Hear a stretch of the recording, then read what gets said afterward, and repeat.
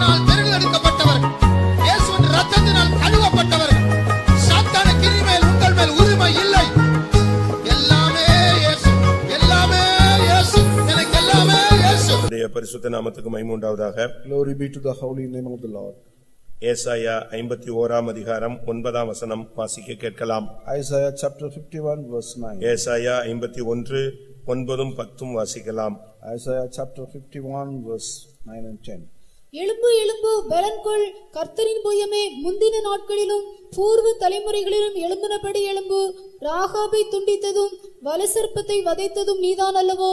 மகா ஆழத்தின் தண்ணீர்களாகிய சமுத்திரத்தை வற்றி போக பண்ணினதும் மீட்கப்பட்டவர்கள் கடந்து போக கடலின் பள்ளங்களை வழியாக்கினதும் நீதான் அல்லவோ? Awake, awake, put on strength, O arm of the Lord.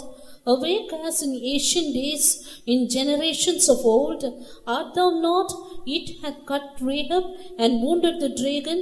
Art thou not it which hath dried the sea and the waters of the great deep, that made the depths of the sea a way for the ransom to pass over? கர்த்தருடைய பரிசுத்த நாமத்துக்கு மகிமை உண்டாவதாக. Glory be to the holy name of the Lord. இங்கே ஒரு அழைப்பு கர்த்தருடைய புயமாய் வாழ்கிற ஜனங்களுக்கு கொடுக்கப்படுகிறதை நாம் பார்க்கிறோம். And here a calling is given to the people of God in this matter. எழும்பு எழும்பு பலன்கொள், கர்த்தருடைய புயமே நீ பூர்வ காலத்தை போல எழும்பு என்று சொல்லப்பட்டிருக்கிறது. Here it's mentioned, awake, awake, put on the strength, O arm of the Lord, awake. நாம் ஒரு தேவனுடைய பிள்ளைகள், கர்த்தருடைய புயம். And we are the children of God and the arm of the Lord. ஒவ்வொரு தேவனுடைய பிள்ளைகளும் கர்த்தருடைய புயம் என்று அழைக்கப்படுகிறார்கள். Each child of God is called as the arm of the Lord.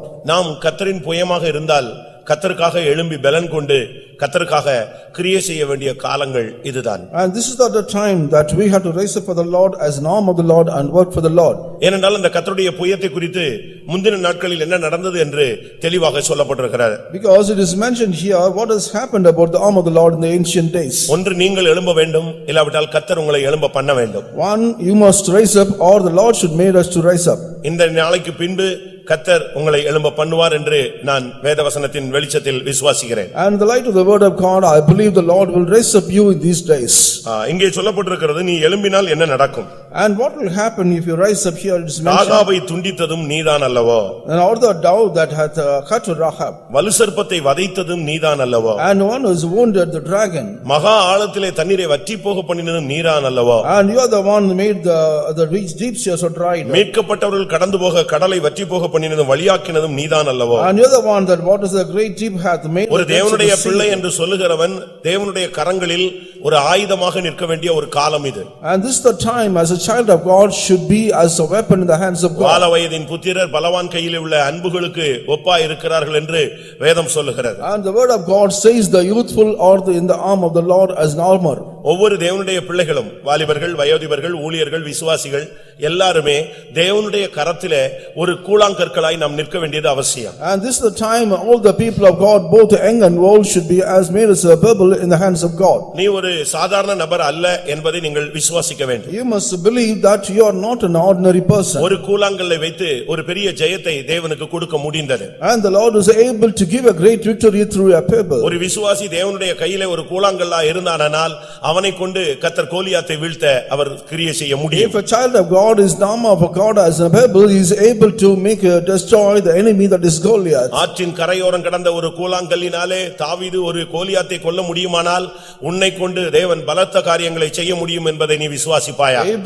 David is able to kill one Goliath by taking one pebble from the bank of the sea and the river, and you must realize that you are able to make through you. ஒவ்வொரு தேவனுடைய பிள்ளைகளும் தேவனுடைய கரங்களில் நீங்கள் வர வேண்டிய காலம் இதுதான். And this is a time every child of God should come in the hands of God. உங்களுடைய பலவீனங்களை பார்த்து கொண்டிருக்க கூடாது. You should not look at your infirmities. உங்களுடைய தகுதியின்மையை பார்த்து கொண்டிருக்க கூடாது. And you should not see about your unworthiness. தோல்வியை பார்த்து கொண்டிருக்க You கூடாது. should not see your defeats. மனுஷீகம் என்று சொல்லும் பொழுது பல தோல்விகள் பல பலவீனங்கள் இணைந்ததுதான் மனுஷீகம். And manly or a manly nature is that one who is facing many kinds of defeats. பலவீனங்களை எடுத்து போட்டு மனுஷீகத்தை தள்ளி விடுவதுதான் தெய்வீகம். And taking out all the infirmities and also offense and taking out only that is godly nature. நீங்களும் உங்களுடைய பிள்ளைகளும் கர்த்தருடைய கரங்களில் நீங்கள் கடந்து வருவீர்களானால் உங்களை கொண்டு நம்மை கொண்டு என்னை கொண்டு கர்த்தர் கிரியை செய்ய முடியும். And you and your children will come under the arm of the Lord is able to perform many kinds of ஒரு things. 12 சீஷர்களை கொண்டு முழு உலகத்தையும் தலைகீழாக கவிழ்க்க இயேசுவினால் முடிந்தது. And the Jesus was able to make the whole world upside down through the disciples. உலகத்தை கலக்குகிறவர்கள் இங்கே வந்தார்கள் என்று சொல்லப்பட்டார்கள். And they were told, the people who troubled the world, they came here. நாமும் நம்முடைய பிள்ளைகளும் கர்த்தருடைய புயமாய் மாறினால் கர்த்தருக்காக மறுபடியும் எழும்ப வேண்டும். And we and our children are changed as the arm of the Lord should rise up in these days. பூர்வ நாட்களைப் போல எழும்பு. And you must rise up as in the ancient days. கடந்த காலங்களைப் போல எழும்புங்கள். And you rise up as in the past days. ஆதி நாட்களைப் போல எழும்புங்கள். And you rise up as in the old days. ரட்சிக்கப்பட்ட காலங்களில் உள்ள வைராக்கியத்தை கொண்டு வாருங்கள். And you bring up the zeal that you had during the time of அபிஷேகம் பெற்ற salvation. காலங்களில் இருந்த தெய்வீகத்துக்கு நீங்கள் கடந்து வாருங்கள். And you must come to the divinity that was found in the days of anointing. கர்த்தர் அழைத்தபோது இருந்த அபிஷேகத்துக்கு வாருங்கள். You must come to the place where your God has called you. வெளிப்படுத்தல்களும் தரிசனங்களும் பெற்ற அந்த முந்தின பிரகாசமாக்கப்பட்ட அந்த நாளை நினைத்துக் கொள்ளுங்கள். And just think about the days where you have shined in the days of your old times. கர்த்தருக்காக நீங்கள் பாடுபட்ட காலங்களை சிந்தித்து பாருங்கள். Just imagine and think about the days we have suffered for the Lord. எந்த நோக்கத்தோடு கர்த்தர் உன்னை பிடித்தார், உங்களை அழைத்தார், உங்களை சுகமாக்கினார், உங்களை ஏன் இன்றைக்கு விடுதலையாக்கி இன்றைக்கு உயிரோடு வைத்திருக்கிறார், இதை நீங்கள் உணர்ந்து கொள்ள வேண்டிய நேரம் இதுதான். This is the time that you have to realize that what for the Lord has separated you and has found you and as the Lord has healed you. யாரை கொண்டும் தேவனுக்கு கிரியை செய்ய முடியும். And the Lord can work through anyone. ஆனால் தேவன் உன்னை கொண்டே கிரியை செய்ய விரும்புகிறார். The Lord wants to work only through you. அவருக்கு எத்தனையோ பேர் உண்டு. There are many things for people for ஆனால் him. எலியாவை கொண்டு தான் அவர் கிரியை செய்தார். But he did work through Elijah. வேதத்திலே நீங்கள் பார்க்கும் பொழுது When you see from the word of God, எத்தனையோ விதவைகள் உண்டு. there are many kinds of widows. ஆனால் சாரிபாத் விதவையை தான் கர்த்தர் கையில் எடுத்துக்கொண்டார். But the Lord has took only the widow of Zarephath. அதுபோல like that. இந்த மதுரையிலே எவ்வளவோ ஜனங்கள் உண்டு. Like that many people are found in ஆனால் this உங்களை தான் தேவன் தெரிந்து கொண்டிருக்கிறார். The Lord has chosen only you. ஏன் தெரிந்து கொண்டார்? What for the Lord has chosen you? நீ கர்த்தருடைய புயமாய் மாறும்படியாக. Though that you may be changed as an arm of the Lord. இந்த கடைசி காலங்களில் நாம் எழும்ப வேண்டிய நேரம் வந்துவிட்டது. And the last days this time has come in order to rise up. இது ஒதுங்கி போகிற காலம் கிடையாது. This is not the time that you have to go separately. இது முடங்கி கிடக்கிற காலம் கிடையாது. And this is not the time that we have to be upright. இது விழுந்து கிடக்கிற காலம் கிடையாது. This is not the time that you have to fall down. இது தடுமாறுகிற காலம் கிடையாது. This is not the time that you may இது stumble. பின்வாங்குகிற காலம் கிடையாது. This is not the time that you backslide. தேவனை விட்டு விலகி போகிற காலம் கிடையாது. This is not that you go away from the word of God. தேவனோடு நெருங்கி வருகிற நேரம் இதுதான். This is not the time that you have come closer with God. மறுபடியும் நீ எழும்பி நிற்க வேண்டிய காலம் இதுதான். This is the time that you have to rise up again. மறுபடியும் பிரகாசிக்க வேண்டிய காலம் இதுதான். This is the time that you have to shine again for the Lord. உனக்கும் எனக்கும் தேவன் ஒரு நேரத்தை கொடுத்திருப்பாரானால் அது இதுதான். If the Lord has given time for you and me, this is the time. நீங்கள் இந்த சத்தத்துக்கு அந்நியர்களாய் நீங்கள் போய்விடக் கூடாது. You should not be a stranger to the voice to this இந்த voice. தேவனுடைய வசனத்துக்கு நீங்கள் அந்நியர்களாய் போய்விடக் கூடாது. You should not become the stranger to the voice of God. ஒவ்வொரு தேவனுடைய பிள்ளைகளும் எழும்பும் பொழுதுதான் தேவனுடைய வல்லமை விளங்க முடியும். Only if a child of God rises we can understand the power of God. ஏசாயா 52:1 என்ன சொல்லுகிறது? What does the 52:1 of Isaiah say? எழும்பு எழும்பு சீயோனே உன் வல்லமையை தரித்துக்கொள். Awake awake put on the strength O Zion. எழும்பு எழும்பு பரிசுத்த நகரமாகிய எருசலேமே உன் அலங்கார வஸ்திரங்களை உடுத்திக்கொள். Awake awake O Jerusalem put on the holy garment. சீயோனும் எருசலேமுமாக மாற்றப்பட வேண்டியவர்கள் எழும்ப வேண்டிய நேரம் இதுதான். This is the time both Zion and Jerusalem should be changed and this is the time. சீயோன் என்று சொன்னால் ஊழியர்கள். And Zion means the workers. எருசலேம் என்று சொன்னால் விசுவாசிகள். And Jerusalem means the believers. ஒவ்வொரு ஊழியக்காரனும் ஒவ்வொரு விசுவாசியும் எழும்ப வேண்டிய நேரம் இதுதான். Every worker, the believers, this is the time to rise up. உன்னுடைய வாழ்க்கையில பல சந்தர்ப்பங்கள், பல சூழ்நிலைகள், பல சம்பவங்கள் நடந்திருக்கலாம். Many occasions and many incidents have taken place in our life. உன்னுடைய ஊழியத்திலே பல சம்பவங்கள் நடந்திருக்கலாம். In your ministry many things would have taken place. சில காரியங்கள் நீ விரும்பின ஒரு காரியமா இருக்கும். At times the things may be that according to wishes. சில காரியங்கள் நீ விரும்பத்தகாத சம்பவங்களாக இருக்கும். At times the incident maybe you may not be recalled, maybe once. சில காரியங்கள் நீ எதிர்பார்த்த காரியமாக இருக்கும். At times the things maybe you have expected. சில காரியம் நீ எதிர்பார்க்காத ஒரு காரியமாக இருக்கும். At times the things would not have been expected. எவைகள் நடந்திருந்தாலும் சரி உன்னை முடக்கி போடும்படியாக சத்துரு இந்த காரியங்களில் உன்னை தள்ளிவிட்டான். And whatever things may be happen that Satan has made you so that he cannot work. ஆனால் இன்றைக்கு தேவனுடைய வார்த்தை இந்த வருஷத்தின் துவக்கத்திலே உன்னை நோக்கி வருகிறது. And the word of God comes to you only through the beginning N of this மகனே year. என் மகளே என்று கர்த்தர் இன்றைக்கு அழைக்கவில்லை. The Lord is asking, calling you, oh son, my daughter. கர்த்தரின் புயமே நீ எழும்பு. Oh arm of the Lord, you rise up. இந்த சபையில் நீங்கள் உங்களில் எத்தனை பேர் கர்த்தருடைய புயமாய் மாற்றப்பட்டிருக்கிறீர்கள்? How many of you have changed as the arm of the Lord in this church? நீ நீ இந்த சபையில ஒரு சப்ஸ்கிரைபர் கிடையாது. And you come to this church as a supplier. Subscriber அதோ நீ ஒரு சந்தா இந்த சபையினுடைய நீ ஒரு சந்தாதாரர் கிடையாது. You are not a subscriber of this church. நீ ஏதோ மாசம் மாசம் ஒரு சந்தா கொடுத்துட்டு போறதுக்கு நீ அழைக்கப்பட்டவன் அல்ல. You are not called to give a subscription every month and go. கர்த்தர் உன்னையும் என்னையும் கர்த்தர் தன்னுடைய புயமாய் தோளாக நிறுத்த விரும்புகிறார். The Lord wants to you and me as an arm of the Lord. உன்னை கொண்டும் என்னை கொண்டும் தேவன் கிரியை செய்ய வேண்டிய ஒரு வாஞ்சை ஒரு திட்டம் இருக்கிறது. And he has a plan and desire about you and me too, that we can work for the Lord. அதுக்கு அவர் நினைப்பூட்டுகிற காரியம் என்ன? And what is the thing that he makes remember? முந்தின நாட்களைப் போல எழும்பு. And you rise up as in the ancient days. பிரகாசமாக்கப்பட்ட அந்த நாட்களைப் போல எழும்பு. You rise up as in the days you have shined. ஆதியிலே செய்த கிரியைகளை மறுபடியும் செய். You do the same thing what you have done in the old days. ஆதியிலே கொண்டிருந்த அன்புக்கு நீ திரும்பி வா. You come to the first love. அந்த பழைய வைராக்கியத்துக்கு நீ திரும்பி வா. You come to the early zeal. ஏனென்றால் அன்றைக்கு வலுசர்ப்பத்தை நீ மிதித்து நொறுக்கின ஒரு காலம். That was the time that you wounded the dragon. உன்னை கண்டு பிசாசு நடுங்கின காலம். Looking at you, the Satan was trembling. உன்னை கண்டு செய்வனைகள் ஒதுங்கின காலம். And all the witchcrafts were trembling before you. உன்னை கண்டு மனிதர்கள் நடுங்கின ஒரு காலம். All the time the people were trembled before you. உன்னை கண்டு சத்துரு நடுங்கி ஓடின காலம். This is the time that Satan has gone away from you. அந்த நாட்கள் ஏன் இன்றைக்கு திரும்பி வரக்கூடாது?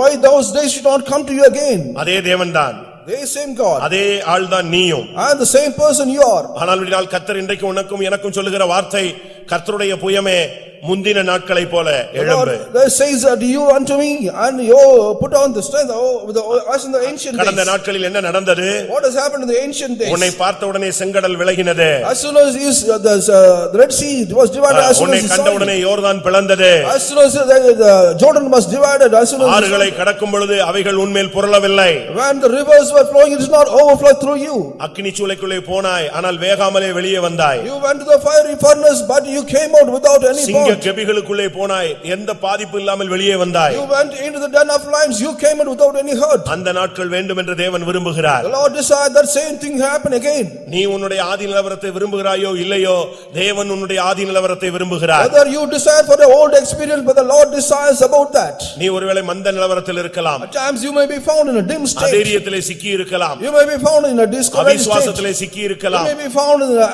unfaithful ஒரு state. அசதியான நிர்விசாரத்தின் ஆவி உன்மேல் வந்து மூடி இருக்கலாம். At times you may gone in a weakened state. ஆனால் தேவன் உன்னை இப்படியே விட விருப்பமுள்ளவர் அல்ல. The Lord does not want you live as such.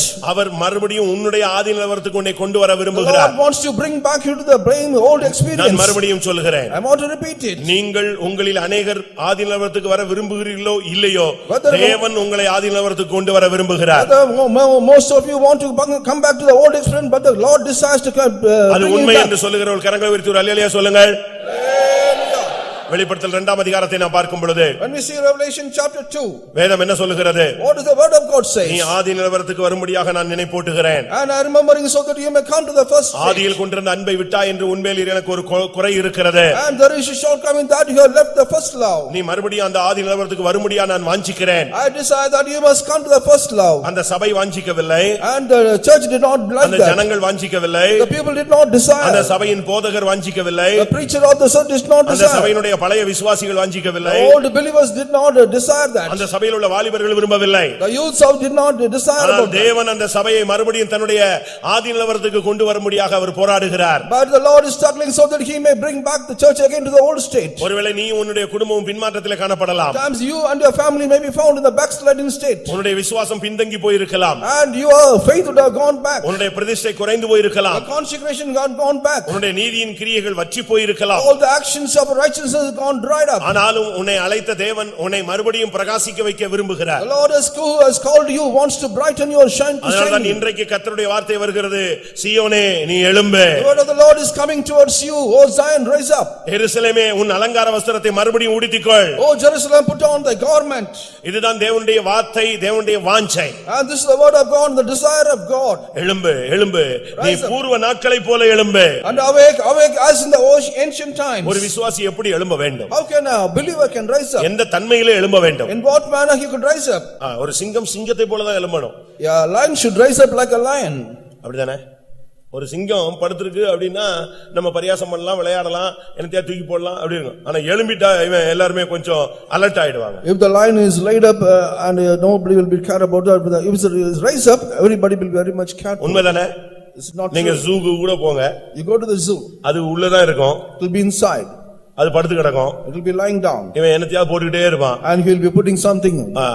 அது ஒண்ணும் செய்ய முடியாது. But he cannot do anything. ஆனா அது டென்ஷன் ஆகி எழும்புன உடனே இவன் கூண்டுக்கு இங்க இருந்தா கூட கொஞ்சம் உஷாராயிடுவான். As soon as it gets up, even the person is outside will also be very careful.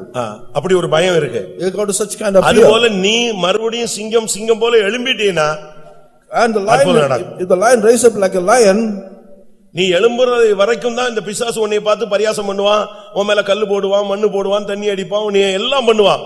நீ எழும்பிட்டா போதும் இவெல்லாம் விலகிடுவான். And only up to rise up from that, the enemy will be putting all the stones against you, but when you rise up you will be afraid. வேதம் என்ன சொல்லுகிறது? What does the word of God says? எபிரே அப்போஸ்தலர் 12ஆம் அதிகாரத்தை பார்க்கும் பொழுது, when you see Acts of Apostles chapter 12, பேதுரு தூங்கிக் கொண்டிருந்தான். and Peter was sleeping, அவனுக்கு மனவேதனை, and he was grieved. கர்த்தர் கைவிட்டாரோ என்கிற ஒரு கலக்கம். I was in trouble with the Lord as forsaken. சிறைச்சாலையிலே அவனை வெங்கல சங்கிலி போட்டு கட்டி விட்டார்கள். And he was fettered with the silver fetters and was அவனால ஒண்ணுமே பண்ண முடியவில்லை. and he could not do anything. அவன் தூங்கி விட்டான். He was lying down. ஆனால் கர்த்தர் எழுப்பினார். The Lord is making him எழும்பு, rise up, உன் பாதரட்சியை தொடுத்துக்கொள், put on the sandals. அவன் படபடன்னு எழும்பிட்டான். And immediately he woke up. எழும்பின போது என்ன நடந்தது? What has happened when he woke up? கதவு திறக்க ஆரம்பிச்சது. And the doors started to நீ open. படுத்து கிடந்தா கதவு திறக்காது. And until you lie down, the doors நீ will not எழும்பினா open. தான் கர்த்தர் கதவை திறப்பார். Only when you wake up, only the doors will open. The Lord will நீங்க make. சைனால ஒருத்தர் இப்போ யூன் ஒரு பிரதர் இருக்காரு, brother Yoon. One brother as a Yun found in China. உங்களுக்கு தெரியுமா அவரை? You know about him? Book படிச்சிருக்கீங்களா? Have you studied about that? சகோதரர் யூன் ஒரு புக் இருக்கு, படிச்சு பாருங்க. Brother Yug, there is a book called like this. இப்ப அவர் உயிரோட இருக்காரு. He is still alive. இப்ப இந்தியாவுக்கு வர போறாரு. He is going to come to India. சமீபத்துல வருவார். Recently he must come. அவர் ஒரு நாள் ஜெயில்ல கிடக்கும்போது once he was found in jail. காலை அடிச்சு உடைச்சிட்டாங்க. And all the legs were broken. ஒரு ஜெயில்ல செல்ல கிடந்தாரு. He was found in a cell in a jail. அப்ப அவரை பார்த்தவங்க எல்லாம் சொன்னாங்க, நீங்க இங்க கிடக்குறீங்க, போங்க, நீங்க வெளிய போலாமேன்னு சொன்னாங்க. The people who saw him, why you are staying here, you can go out. இவருக்கு அது புரியல. He could not understand that. நான் ஜெயில்ல கிடக்குறேன், எல்லாரும் வெளிய போங்கறாங்க, எப்படியா வெளிய போக முடியும்? I am in the jail, people are saying to go out, how can I go out? ஒரு நாள் பகல்ல கர்த்தர் பேசினாராம். Once in the daytime the Lord spoke to him. நீ எழும்பு, rise up and go out. நான் உன்னை விடுதலையாக்குறேன், வெளிய வான்னு சொன்னார். I am delivering you, come out. இவர் படுத்து கிடந்து சொன்னாராம், காலை ஒடிச்சிக்கிறதுக்கு அனுமதி கொடுத்துட்டீங்க, ஒடிச்சு விட்டான். இப்ப நான் எழும்பி நில்லுன்னா எங்க எழும்புறது? காலே எலும்பெல்லாம் ஓடிஞ்சு நீட்ட முடியாம கஷ்டப்பட்டுட்டு இருக்காங்க. And he was lying down, he said, the people have broken my legs, how can I stand up and come? கர்த்தர் சொன்னாரா, நீ எழும்பு, நீட்டி பாருன்னார். The Lord said, you stretch out your leg, you try. காலை நீட்டி பார்த்தா கால் நீட்டிடுச்சு. And when he stretched his leg, it was found. அந்த புக்க படிச்சிருக்கீங்களா? Have you studied that book? உடனே அவருக்கு ஆச்சரியமாயிருச்சு, என்னடா ஒடிஞ்ச கால் சரியாயிடுச்சு. Immediately he was marveled about the how can the leg. நீ வெளிய வான்னு சொன்னாரா? He asked the Lord to come out. அவர் சொன்னாரா, கதவு பூட்டி இருக்காங்களே. And still the lock is door is நீ locked. போன்னு சொன்னாரா, அங்க பார்த்தா திறந்து கிடந்துச்சு. You go, you will see that door is open. ஆச்சரியமா இருந்துச்சு. It was very wonderful. வெளிய வந்தாரு. He came out. அவரை அடிச்சவங்க, அவரை கண்ட்ரோல்ல வச்சிருக்கிற அவ்வளவு அதிகாரிகளும் எதிர வர்றாங்க போறாங்க, இவர் பாட்டுக்கு வெளிய வந்துட்டே இருந்தார். All the people who bet him and people they found him, but he is coming out from the jail. வெளிய வந்துட்டாரு. He came out. கதவு திறந்தே கிடந்துச்சு. இவரை கண்டவர்கள் கண்டுகொள்ளாதவர்கள் போல் போய்விட்டார்கள். ஏன்னா எல்லாருக்குமே கர்த்தர் என்ன வச்சிருந்தாரு? குருட்டாட்டம் பிடிக்க வச்சிருந்தாரு. And the door was open, the people who saw him, they left him as such that he has not noticed him. இவர் வெளிய போய் ஒரு குறிக்கப்பட்ட வீட்டுக்கு போய் சேர்ந்தார். And he went to a particular house. அந்த வீட்ல போனா அந்த சகோதரி இல்ல, அவங்களுக்கு 2 பெண் பிள்ளைகள் அவங்க இருந்தாங்க வீட்ல. But sister was not, but the 2 daughters were found in the place. இவர் போய் கதவை தட்டினார். And he knocked the door. அந்த 2 வாலிப பிள்ளைகள் வந்தாங்க. And the young girls came out. யாருன்னு கேட்டாங்க. Asked me, who are they? நான் தான் யூன் வந்திருக்கிறேன். And I am Yun. ஓ ஆமா, எங்க அம்மா நேத்து தரிசனம் பார்த்து சொன்னாங்க, நாளைக்கு யூன்ங்கறவர் வருவாரு, நம்ம வீட்டுக்கு வருவாருன்னு சொன்னாங்க, வாங்கன்னு சொல்லி உள்ள எடுத்துக்கிட்டாங்க. And yesterday my mother saw in the vision that you will come tomorrow. இவர் வீட்டுக்குள்ள போய் கொஞ்ச நேரத்துல சைரன் கேட்டது, இவர் தப்பி விட்டாருன்னு இவரை தேட ஆரம்பிச்சாங்க. And as soon as he went inside the house, there was a siren, but the people noticed that. முதலாம் நூற்றாண்டுல பேதுருவை விடுதலையாக்குனதல்ல, 21ஆம் நூற்றாண்டிலேயும் கர்த்தர் பேதுருக்களை விடுதலையாக்குகிறார். Not only the early century, even the 21st century, the Lord is delivering like Peter. நீங்கள் எழும்பணும். You must rise up. நீங்க எழும்பிட்டா போதும், அடைக்கப்பட்ட கதவுகள் திறக்கும். நீ படுத்துக்கிட்டே சாப்பிடணும் சாப்பிடணும்னு நினைச்சா வர முடியுமா? When you rise up, all the doors that is closed will be open and you will not be knocking, but நீ எழும்பு, கர்த்தர் எழும்புவார். And you rise up, the Lord will make you to rise up. நீ எழும்பு, கர்த்தர் உனக்காக வைராக்கியமா எழும்புவார். And you rise up, the Lord will rise up for you with the God. அந்த இளைய குமாரன் தன் வீட்டை நோக்கி வந்தான், தகப்பன் அவனை நோக்கி வந்தான். And the younger son came towards his house, but the father also went towards him. Pastor டியூ அவர்கள் சொல்லும் பொழுது Pastor T was mentioning about it. ஒரு அடி நீ எடுத்து வை, தேவன் உன்னை நோக்கி 100 அடி எடுத்து வைப்பார். You step out 1 feet, the Lord will take you 100 feet towards நீ you. எழும்பு, கர்த்தர் உனக்காக எழும்புவார். You rise up, the Lord will rise up for you. எப்படி ஒரு தேவனுடைய பிள்ளைகள் எழும்ப வேண்டும்? How can a child of God can rise up? அதை குறித்து நாம் சில வசனங்களை நாம் இன்றைக்கு சிந்திப்பது நலமாயிருக்கும். It will be very good so that we can meditate the words like this. நாம் இந்த நாட்களில் எழும்ப வேண்டும். எப்படி எழும்புறது? During these days we must rise up how? நியாயாதிபதிகள் Judges 5ஆம் அதிகாரம் chapter 5 7ஆம் வசனம். verse 7, 5:7 of Judges. தெபோராளாகி நான் எழும்புமளவும் இஸ்ரவேலிலே நான் தாயாக எழும்புமளவும் கிராமங்கள் பாழாய் போயின, இஸ்ரவேலின் கிராமங்கள் பாழாய் போயின. The inhabitants of the villages ceased, they ceased in Israel, until that I Deborah arose, that I arose, O mother in Israel. இஸ்ரவேலிலே நான் தாயாக எழும்பும் அளவும் இஸ்ரவேலின் கிராமங்கள் பாழாயின. The inhabitants of the village of ceased, they ceased in Israel until I Deborah arose. தெபோராளாகிய நான் எழும்புவளவும் அவைகள் பாழாய் போயின. And until that I Deborah arose, that arose mother. ஒரு விசுவாசி தாயாக எழும்ப வேண்டும். And a believer should rise up as a mother. சும்மா இருக்கிற விசுவாசி அப்படி இருக்கிற மாதிரி அதே கடன் வாங்கி அதே வட்டிக்கு வாங்கி அதே வட்டிக்கு கொடுத்து அதே பின்மாற்றத்துல எழும்பி ஒரு பிரயோஜனம் கிடையாது. And there is no use at all by rising a mother getting a debts and also the found in the same அது state. தூக்கத்துல எழும்பி நடக்கிறது மாதிரி இருக்கும். It is like that walking from the நீ sleep. கர்த்தருக்காக எழும்பினால் கர்த்தருடைய புயமாய் எழும்ப வேண்டும். When you rise up for the Lord, you must rise up as an arm of the Lord. நீ கர்த்தருக்காக எழும்பினால் ஒரு தாயாக எழும்ப வேண்டும். If you rise up for the Lord, you must rise up as a mother. இன்னைக்கு எல்லாரும் குழந்தை பெற்றவங்க எல்லாம் தாயின்னு சொல்லுவாங்க. And all the people who are begged, they can call ஆனா themselves. எத்தனையோ தாய்மார்களுக்கு பிள்ளையை வளர்க்க தெரியாது. But they cannot bring up the child. குளிப்பாட்ட தெரியாது. They cannot make to தண்ணியை wash. தூக்கி நேரா மூக்குல ஊத்தி விட்டுருவா. And they will pour the water straight. அதுக்கு ஃபீட் பண்ண தெரியாது. They cannot feed the child. அத தூக்க தெரியாது. கழுத்தை விட்டுருவாங்க. கழுத்து எங்கிட்ட ஒடிஞ்சிட்டு போய்டும். And they cannot take the child without this. அதனால தான் பைபிள்ல சொல்லி இருக்கு, ராஜாக்கள் உன்னை வளர்க்கும் தந்தைகள் அவருடைய கை தாய்கள் உன்னை வளர்க்கும் நாயகிகள் என்று பைபிள்ல சொல்லி இருக்கிறார். And the word of God says on the kings and also queens that will all to bring up your child. ஒரு தேவனுடைய பிள்ளையை யார் வளர்க்கணும்? And a child of God who can bring up? ஏசாயா 49:23ல பாத்தீங்கன்னா 41:29 of Isaiah 23 ராஜாக்கள் உன்னை வளர்க்கும் தந்தைகள் அவருடைய நாயகிகள் உன் கை தாய்கள் என்று வேதம் சொல்லுகிறது. And the word of God says the kings and the queens of the ராஜாக்கள் உன்னை வளர்க்க வேண்டும். வேகமா சொல்லுங்க. கர்த்தருடைய பரிசுத்த நாமத்துக்கு மகிமை உண்டாவதாக. Glory be to the name of the Lord. ஒரு தேவனுடைய பிள்ளையை வளர்க்கணும்னா தாய்கள் தேவை. And mothers are necessary to bring up a child. சபை வளரணும்னா நாம் தாயாக எழும்ப வேண்டிய ஒரு காலம். If the church has to rise up, we need mothers. தாய் இருந்தாதான் அங்க பிள்ளைகள் வளர முடியும். Only if there is mother, the children can grow. சபையில உள்ள ஜனங்கள் வளரணும், புறஜாதிகள் வந்து இங்க கொண்டு வந்து கர்த்தருக்குள்ள வளர்ச்சி அடையணும்னா ஒவ்வொரு விசுவாசியும் தாயாய் மாறணும். If the people has to grow, the other strangers should come here, means that all the people here should be made as mothers. நாம் தாயாக மாறாவிட்டால் இஸ்ரவேலின் கிராமங்கள் பாழாய் போகும். And until become the mothers, the inhabitants of Israel will be desolate. அந்த தாய்க்கு தான் அந்த பிள்ளையினுடைய அருமை தெரியும். Only the mother knows about the condition of the child. அந்த தாய்க்கு தான் அந்த பிள்ளையினுடைய வெயிட் தெரியும், உண்மையான நிலவரம் தெரியும். Only the mother knows the actual situation of the child. ஒரு பையன் படிக்கலன்னு சொல்லிட்டு எனக்கு பயங்கர டென்ஷன் ஆயி போச்சு. And I was very much moved when the boy did not study. Sunday school ஒழுங்கா படிக்கலன்னு சொல்லிட்டு அவனுக்கு இன்னைக்கு சரியான ட்ரீட்மென்ட் கொடுத்துறணும்னு நான் முயற்சி எடுத்தேன். But I tried to give a right treatment so that he can study the Sunday school lessons well. என்னுடைய treatment வந்து ரொம்ப டஃப்பா இருக்கு. My treatment will be very tough. இப்ப கொஞ்ச நாள் அதை நான் நிறுத்தி வைத்திருக்கேன். But I was stopped for a little time. சிவகாசியில நான் அதை யூஸ் பண்ணேன். I did use that in Sivagasi. அதனால நான் சிவகாசியில இருந்து போற வரைக்கும் அது ஃபர்ஸ்ட்லயே நின்னுட்டு இருந்துச்சு. Until I left Sivagasi, the same was standing there. பொன்னகரத்துல இருந்து ஃபர்ஸ்ட் சிவகாசிக்கு போன உடனே சண்டே ஸ்கூல் ரிசல்ட் என் கையில கொடுத்தாங்க. And as soon as I went to Sivagasi from Ponnagaram, they gave the result of Sunday school to me. நான் அதை வாங்கி பார்த்தா எனக்கு ரொம்ப கஷ்டமா இருந்துச்சு. I saw that I was badly ஒரு பெரிய மூங்கில் எடுத்துட்டு உள்ள போனேன். I went here with a broomstick with this Sunday school. ஆண் என்றும் பார்க்கவில்லை, பெண் என்றும் பார்க்கவில்லை. I did not see whether a boy or a girl. வளர்ந்த பிள்ளை வளராத பிள்ளைன்னுலாம் பார்க்கவே இல்லை. I did not see whether grown up or not. அது ஏழை பொண்ணு பணக்காரன் பையன்லாம் நான் பார்க்கவே இல்லை. I did not see whether rich or poor.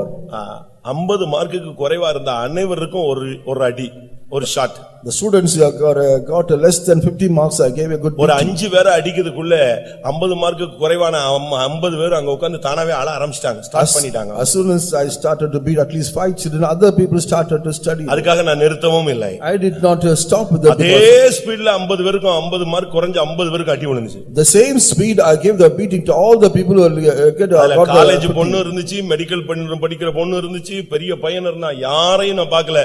கண்ணை மூடிட்டு 50 பேருக்கு அடி கொடுத்தேன். நான் போகும் வரை தோற்று போகவில்லை. There were students studying in the colleges and medical colleges. I did not leave anyone, but I gave all the beating, but still I returned from that place. There was a good முதல் இடத்தை பார்த்துக் கொள்ள வேண்டும், அதுதான் first target. And the first target is you must see the first place. கடைசி வரைக்கும் நீ வாழ்க்கையில முதல் இடத்தை பார்க்கணும். And until the last time you must see the first place of your life. எதுக்கு நான் இத சொல்றேன்? What for I'm saying this?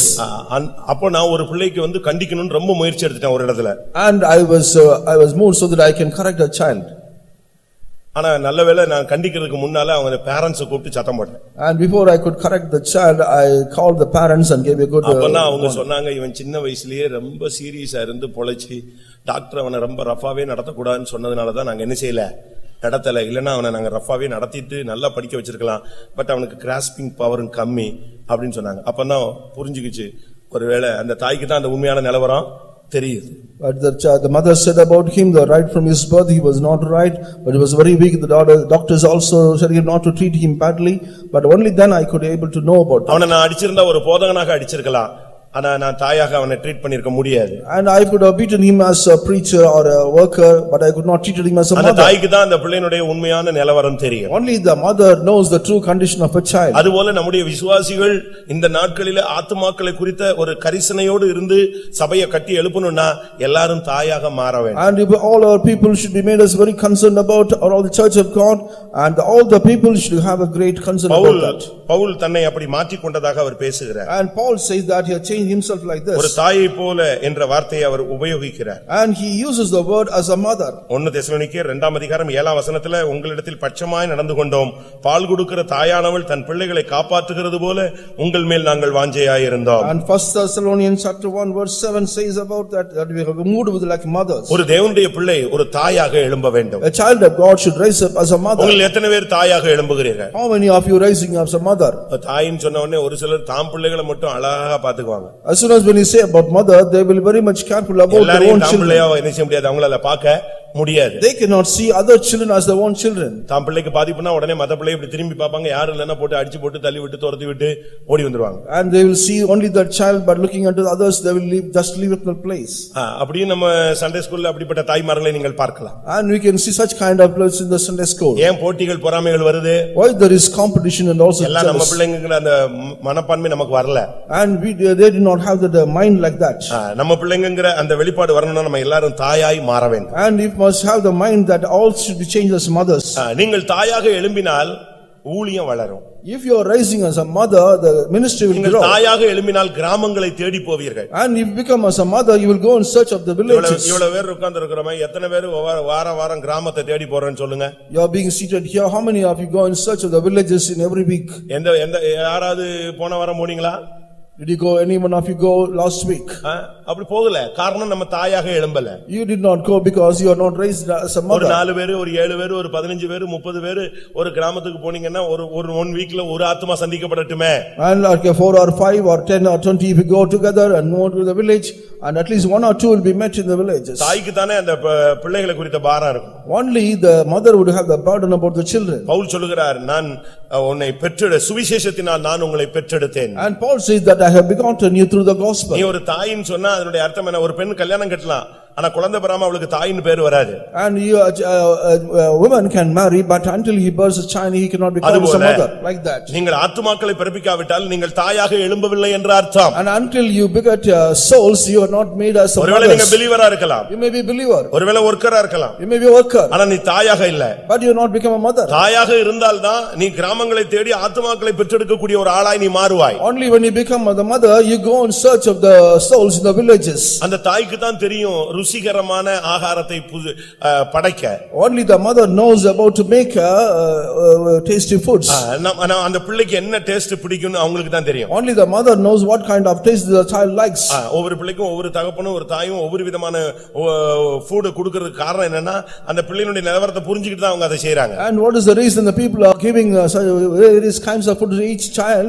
Because they know condition of the taste. ஆத்மாக்கள் குறித்த ஒரு பாரம் இருக்கணும். And they must have the burden about the souls. நீ தாயாக எழும்பவில்லை. Or you are not raised up as a mother. ஊழியக்காரனா விசுவாசியின் பேர்ல நீங்க உட்கார்ந்துட்டு இருக்கலாம் ஒரு போர்டு போட்டுக்கிட்டு. And you may be claiming as a worker or a mother. ஆனா பரலோக ராஜ்யத்தில் உங்களை ஏற்றுக்கொள்வார் உண்டாகும்படி அழிந்து போகிற உலக பொழுதினாலே ஆத்துமாக்களை சம்பாதியுங்கள். And so that they can accept you in heaven, you must earn souls. இந்த தாயினுடைய இன்னொரு பகுதி என்ன?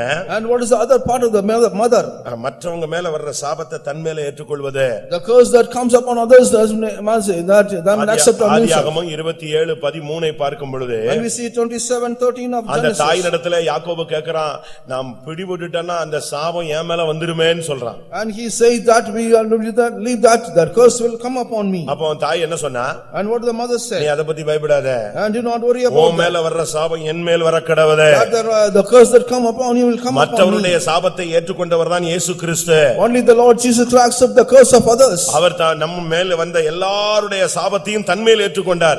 ஆனபடியால் தான் அவர் நம்ம எல்லாருக்கும் தாயானவர். And he accepted all the curse upon himself so that he can be called as a mother. ஒருவனை அவன் தாய் தேற்றுகிறது போல நான் உன்னை தேற்றுகிறேன்னா என்ன செய்கிறார்? And because he is comforting as the one as a mother has comforting. ஏசாயா 66:13 என்ன சொல்லுகிறது? 66:13 of Isaiah says, ஒரு தாய் தேற்றுவது போல் என்ற வார்த்தை சொல்லப்பட்டிருக்கிறது. And as the comforting of a mother, as the word is said like ஒரு தாய் தேற்றுகிறவள். And a mother is the one who comforts. ஒரு தாய் பிள்ளையினுடைய சாபத்தை ஏற்றுக்கொள்கிறவள். And mother is accepting the curse of a child. ஒரு தாய் கிராமங்களை பாழாய் போக விட மாட்டாள். And a mother will not allow the villages to go desolate. இன்னைக்கு எத்தனை பேர் நீங்கள் மற்றவருடைய சாபங்களை ஏற்றுக்கொள்ள முற்படுகிறீர்கள்? And how many of you are ready to accept the curse of others? 1 தெசலோனிக்கேயர் 2:7 படி ஒரு தாய் தன் பிள்ளையை காப்பாற்றுகிறாள். And 1:2:7 a mother is keeping a child. இன்னைக்கு எத்தனை பேர் நாம் பிள்ளைகளை ஆத்துமாக்களை காப்பாற்றுகிறோம், போஷிக்கிறோம், தேற்றுகிறோம்? And how many of you are all able to feed the souls and also keeping the ஒரு souls? தாய்க்கு குறைகளை கண்டு சும்மா இருக்க முடியாது, உடனே அதை போய் சொல்லுவாள். And by seeking the lackings he will go and tell. நீங்க பாருங்க, புருஷன்கள் எல்லாம் வேலைக்கு போயிடுவாங்க, வீட்டுல ஒரு குறைவுன்னா உடனே மனைவி கூப்பிட்டு எங்க இன்னைக்கு வரும்போது இதை வாங்கிட்டு வாங்க, இது இல்ல இது இல்ல இது இல்ல. அது பஞ்சப்பாட்டு கிடையாது, உண்மையான நிலவரத்தை அவ்வப்பொழுது புருஷனுக்கு தெரிவிக்கிறது. இவர் சொல்வார், எப்ப பார்த்தாலும் இதே பாட்டு பாடாத, என்கிட்ட இனிமே சொல்லவே சொல்லாத, அப்படி நீ வீட்டுல போய் சாப்பிடக்கூடாது. And the husbands will go to the work, the people and the wives will be in the house, they will keep on telling all the lackings, what are the things that are wanted, and they'll tell to the husband. யோவான் 2:3 பார்க்கும் பொழுது இயேசு கிறிஸ்துவினுடைய தாய் அந்த கல்யாண வீட்டுல ஒரு குறை வந்த பொழுது இயேசுவை தேடி போய் அங்க திராட்சரசம் இல்ல, நிர்பந்தமான நிலவரத்தில் இருக்காங்கன்னு சொல்லி தெரியப்படுத்தினாள். And the 2:3 of John says, as soon as he saw the lacking that is found in the house of the wedding, the mother of Jesus went and told Jesus. எத்தனை பேர் உங்களில் தாயாக எழும்ப போகிறீர்கள்? How many of you are going to rise as mothers? நீங்கள் ஒருவேளை உலக பிரகாரமான தாயாக இருக்கலாம். And you may be the worldly mother. ஆவிக்குரிய தாய் எங்கள் சபைக்கு தேவை. And the church needs mothers of spiritual state. மதுரையில இன்னும் எவ்வளவு கிராமங்கள் இயேசுவை பத்தி சொல்லாத கிராமங்கள் இருக்கு. There are many villages that are not told about Jesus. நீங்க சொல்லுவீங்க, நாங்க முடிஞ்ச உடனே சண்டே ஸ்கூல் போய் விட்டோம். And as soon as the meeting was over, we went to the Sunday school. Sunday school எத்தனை பேர் போயிட்டாங்க? 650 பேரும் போயிட்டாங்களானே? All the people have gone to the Sunday school. மெஞ்சு போயிட்டா ஒரு 15 டீச்சர் இருப்பாங்க, இல்ல 20 டீச்சர் இருப்பாங்க. Almost there will be 20 teachers. Branch எத்தனை இருக்குன்னு எனக்கு தெரியல. I do not know how many branches are here. Alanganallur போனேன், பிரான்ச் பிள்ளைங்கள்னு ஒரு 500 பிள்ளைகளை கொண்டு வந்து நிறைச்சிட்டாங்க. I went to Alanganallur, they have assembled, made the children 500. Full hall எங்க இருந்தோ பிள்ளைகளை காசு கொடுத்து கூட்டி வந்த மாதிரி வந்து நிரப்பிட்டாங்க. And they have filled the hall with all the children, more than 500. அப்பதான் யோசிச்சேன், அவங்க அறிக்கை வாசிக்கும் பொழுது சொல்றாங்க இந்த இடங்கள் எல்லாம் பிரான்ச் ஊழியம் நடக்கு. And when they read the annual report, he said they are branches. கிராமங்களுக்கு போங்க, you go to the villages. முடிஞ்ச உடனே சாப்பிட்டுட்டு நீங்க போய் ஒரு நாள் ரெஸ்ட் அப்படின்னு சொல்லிட்டு டிவி சீரியலை பார்த்துட்டு உட்கார்ந்துட்டீங்கன்னா நீ பரலோகத்துக்கு எப்படி உன்னை கொண்டு போவாரு? அங்க டிவி கிடையாதுல்ல. As soon as the meeting is over, you would go and take the rest after taking meals and see the viewing TVs. இங்கே எதை விதைக்கிறாயோ அங்கே அதை அறுப்பாய். Whatever you sow here, you will reap there. Pastor TV அவர்கள் சொன்னாரு, இங்க சண்டை போட்டுட்டு இருக்கவன் நரகத்துல போனாலும் சண்டை போட்டுட்டே இருப்பான். Man who is quarreling here, even if he go to the heaven, he will be quarreling. எனக்கு அது ஆச்சரியமா இருந்துச்சு. I was wondering about அவன் ஏற்கனவே இங்க சண்டை போட்டு முடிச்சிட்டானே, அங்க போய் எப்படி போடுவான்? Already he finished quarreling here, how can he go there? நான் முந்தி மதுரையில இருக்கும்போது While I was in Madurai, Chennai நகர்ல ஒரு சில்ட்ரன்ஸ் டே அட்டெண்ட் பண்ணேன். I attended a children's day in Srinagar. அப்போ ஒரு சம்பாஷணை போட்டுருந்தாங்க, நல்ல ஒரு சிந்திக்க வேண்டிய ஒரு காரியம். There is a good conversation to be meditated. பரலோகத்துல தானியேலும் தாவீதும் சந்திக்கிறாங்க. And Daniel and David are meeting in heaven. நரகத்துல கேயாசியும் யூதாசும் சந்திக்கிறாங்க. In the hell, Kehazi and Judas are meeting. இவன் எப்படி சிந்திச்சானே எனக்கு புரியவும் இல்ல. How did he meditate or think about that? தானியேலும் தாவீதும் சந்திக்கிறாங்க. Daniel and David are meeting. தாவீது சொல்றாரு தானியேலை பார்த்து, ஐயோ உங்களை பார்த்து பிரியமான புருஷனேன்னு கர்த்தர் பேசுறார். And looking unto Daniel, David says the Lord is calling husband. உடனே தானியேல் சொல்றான், உன்னைய பார்த்து என் இருதயத்துக்கு ஏற்ற மேய்ப்பன்னு கர்த்தர் சொன்னார். And looking unto David, Daniel says that you are after my God's heart. உலகம் முடிகிற வரைக்கும் உள்ள ரகசியங்கள் எல்லாம் தரிசனமா உங்களுக்கு கிடைச்சிருச்சே, எல்லா ரகசியமும் உங்களுக்கு கர்த்தர் வெளிப்படுத்திட்டாரேன்னு தாவீது சொல்றாரு தானியேலை பார்த்து. And looking unto Daniel, David says the Lord has revealed all the mysteries of this world. தானியேல் சொல்றாரு, என்னுடைய வாழ்க்கையில ஒரு சங்கீதம் கூட நான் பாடினது கிடையாது, நீ 150 சங்கீதம் பாடியிருக்க, எவ்வளவு அருமையா கர்த்தரை பாடியிருக்க. But Daniel says, I have not sung even one song, but you have sang 150 இது songs. பரலோகத்துல ஒருவர் மேன்மைப்படுத்துகிற ஒரு தன்மை. And this is that making themselves great in heaven. நரகத்துல பார்த்தா See in the hell, கேயாசியும் யூதாசும் சந்திக்கிறாங்க. Kehazi and Judas are meeting. யூதாஸ் சொல்றாரு, ஏன்னா எங்க இருந்து வந்தேன்னு உண்மையை சொல்ல வேண்டியதானே, நான் போய் அங்க காசு வாங்கிட்டு வந்தேன்னு சொல்ல வேண்டியதானே அப்படின்னு கேயாசி கேக்குறாரு. And Judas கேக்குறாரு Gehazi. looking unto Kehazi, Judas is asking that you have gone to you have got the money. அவர் கேட்ட உடனே பயந்து போய் நான் எங்கேயும் போலன்னு சொல்லிட்டேன்.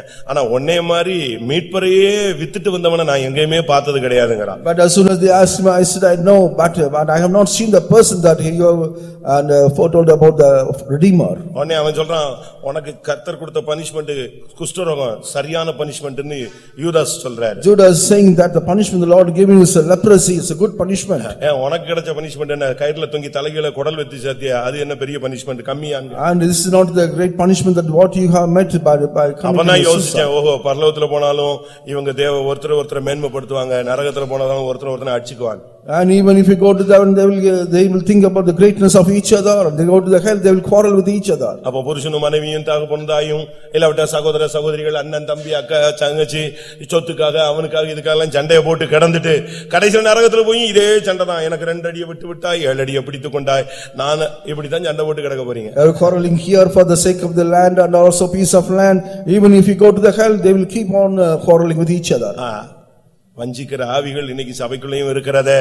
Even the spirit of deceitfulness found in also in church. தாயாக எழும்புங்கள். You rise up as mothers. தாய்க்கு தான் தன்னுடைய பிள்ளையினுடைய உண்மை தெரியும். Only the mother knows the true condition of அழிந்து a போகிற child. ஆத்துமாக்களை குறித்த ஒரு பாரம் உனக்கு வேணும். You must have the burden about the perishing souls. தாய் தான் பிள்ளையை காப்பாற்றுகிறவள், பிள்ளையை தேற்றுகிறவள், பிள்ளையின் மேல் வருகிற சாபத்தை ஏற்றுக்கொள்ளுகிறவள். And only the mothers knows about the child's condition and feeding them and also taking burden and taking all the curses from a child. அடுத்ததாக முதலாம் சாமுவேல் 2ஆம் அதிகாரம் 35ஆம் வசனம். 1 Samuel 2:35.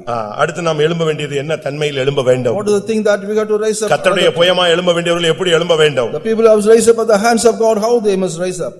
நான் என் உள்ளத்துக்கும் என் சித்தத்துக்கும் ஏற்றபடி செய்யத்தக்க உண்மையான ஒரு ஆசாரியனை எழும்ப பண்ணி அவனுக்கு நிலையான வீட்டை கட்டுவேன்.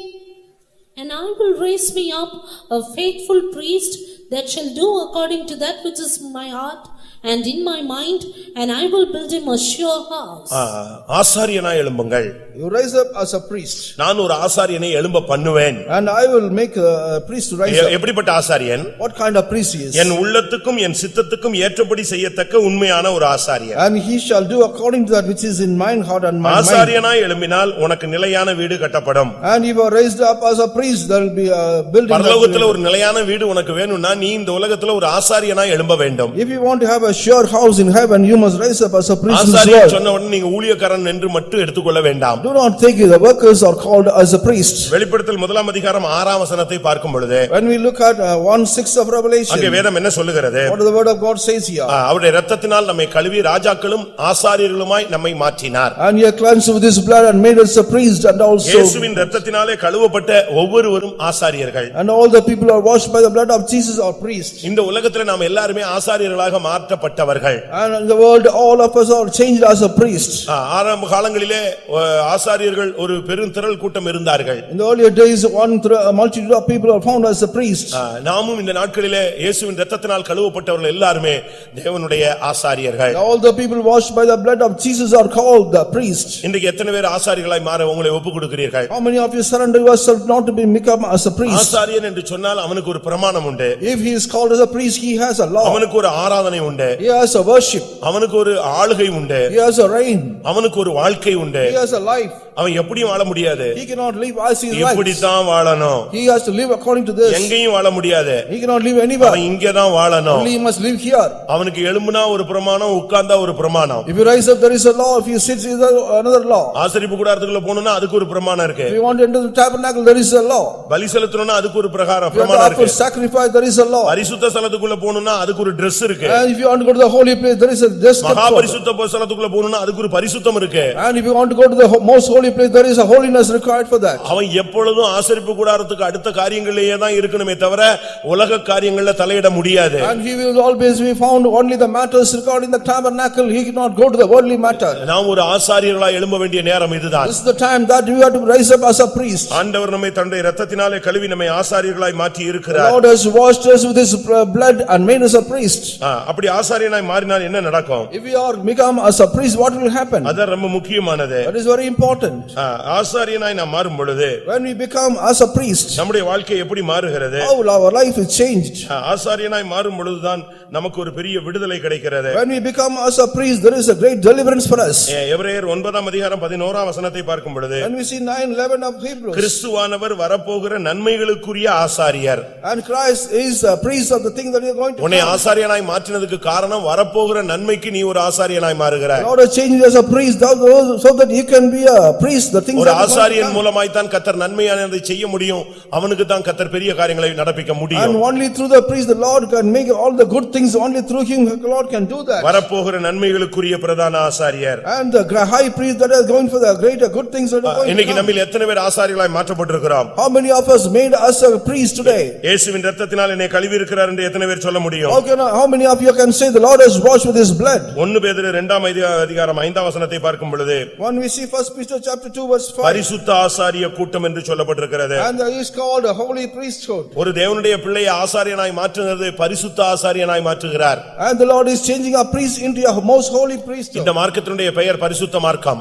And the path of this path is holy. ஒரு வழி உண்டு, அது பரிசுத்த வழி என்று எண்ணப்படும். And there is a way, it's called a holy way. தீட்டுள்ளவன் அதிலே பிரவேசிப்பது இல்லை. And the people who are defiled cannot enter there. இந்த கூட்டத்துக்கு பெயர் பரிசுத்த ஆசாரிய கூட்டம். And this group is called the holy priesthood. நாம் ஒரு சாதாரண ஆசாரியர்கள் அல்ல. We are not ordinary priests. ஏதோ பைபிள் எடுத்துட்டோம் ஒரு பிரசங்கம் பண்றோம் அது ஒரு ஊழியம் நினைச்சிர கூடாது. Taking of the Bible and preaching is not a ministry. தமிழ்ல சொல்லுவான் தடி எடுத்தவன் எல்லாம் தண்டல்காரன் ஆயிட்டான்னு சொல்லி. And in Tamil they will say all the people are taken the Bible எடுத்தவன் எல்லாம் நம்ம போதகராய் மாறி விட முடியாது. By taking the Bible we cannot become the preacher. நல்லா கவனிச்சுக்கணும். Listen carefully. அதிக ஆக்கினை அடைவோம் என்பதை அறிந்து உங்களில் அநேகர் போதகர் ஆகாது இருப்பீர்களாக. Many of you should not become the priest so that we can be before the condemnation. 1 பேதுரு 2:9 பார்க்கும் பொழுது when we see 2:9 of 1 Peter, ராஜரீகமான ஆசாரிய கூட்டம் and the royal priesthood. எவ்வளவு அருமையான வார்த்தைகள் சொல்லப்பட்டிருக்கிறது. And see what a good வரப்போகிற நன்மைகளுக்குரிய ஆசாரியன், and the people that good things are going to come, பரிசுத்த ஆசாரியன், and the holy priest. அடுத்து சொல்லப்பட்டிருக்கிறது அவனை குறித்து ராஜரீகமான ஆசாரியன். And about him it is said a royal priesthood. அடுத்ததாக எபிரேயர் 4:15 பார்க்கும் பொழுது when we see 4:15 of பாவம் இல்லாத ஒரு வாழ்க்கை, a life without any sin. எபிரேயர் 4:15 சொல்லுகிறது. And 4:15 of Hebrews says, அங்க என்ன சொல்லப்பட்டிருக்கிறது? and what is mentioned here, பாவம் இல்லாத ஆசாரியன். and a priest without any sin. நீங்கள் ஆசாரியனாய் எழும்பினால் பாவம் இல்லாத ஒரு வாழ்க்கைக்கு நீங்கள் அடி எடுத்து வைக்க வேண்டும். And if you rise as a priest you must step into the place where இயேசுவின் இரத்தத்தினால் நம்மை கழுவினது எதற்காக?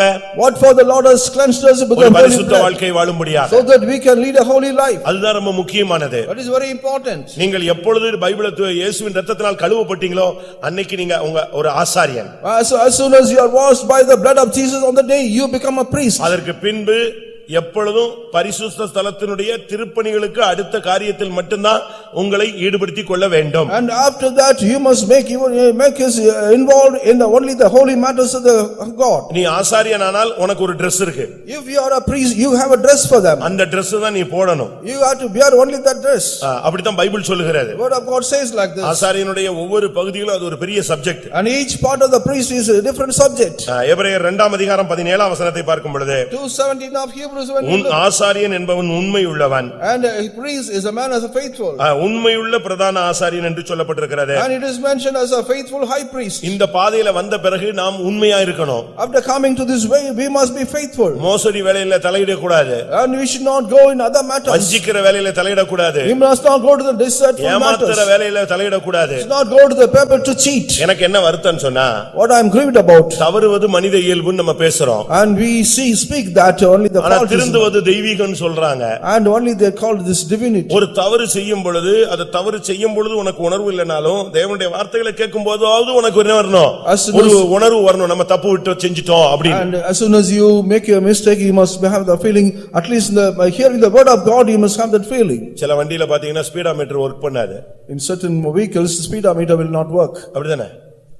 அதனால எவ்வளவு ஸ்பீட்ல போகுதுன்னு தெரியாது. And we do not know what's kind of அதுபோல ஒரு சிலருடைய இந்த மனசாட்சி மீட்டர் வேலை செய்யாது. And like that the conscience meter will not என்ன தப்பு பண்ணாலும் அவன்பாட்டுக்கு வருவான் அவன்பாட்டுக்கு போவான். என்ன பிரசங்கம் பண்ணாலும் அது உள்ள போய் சேராது.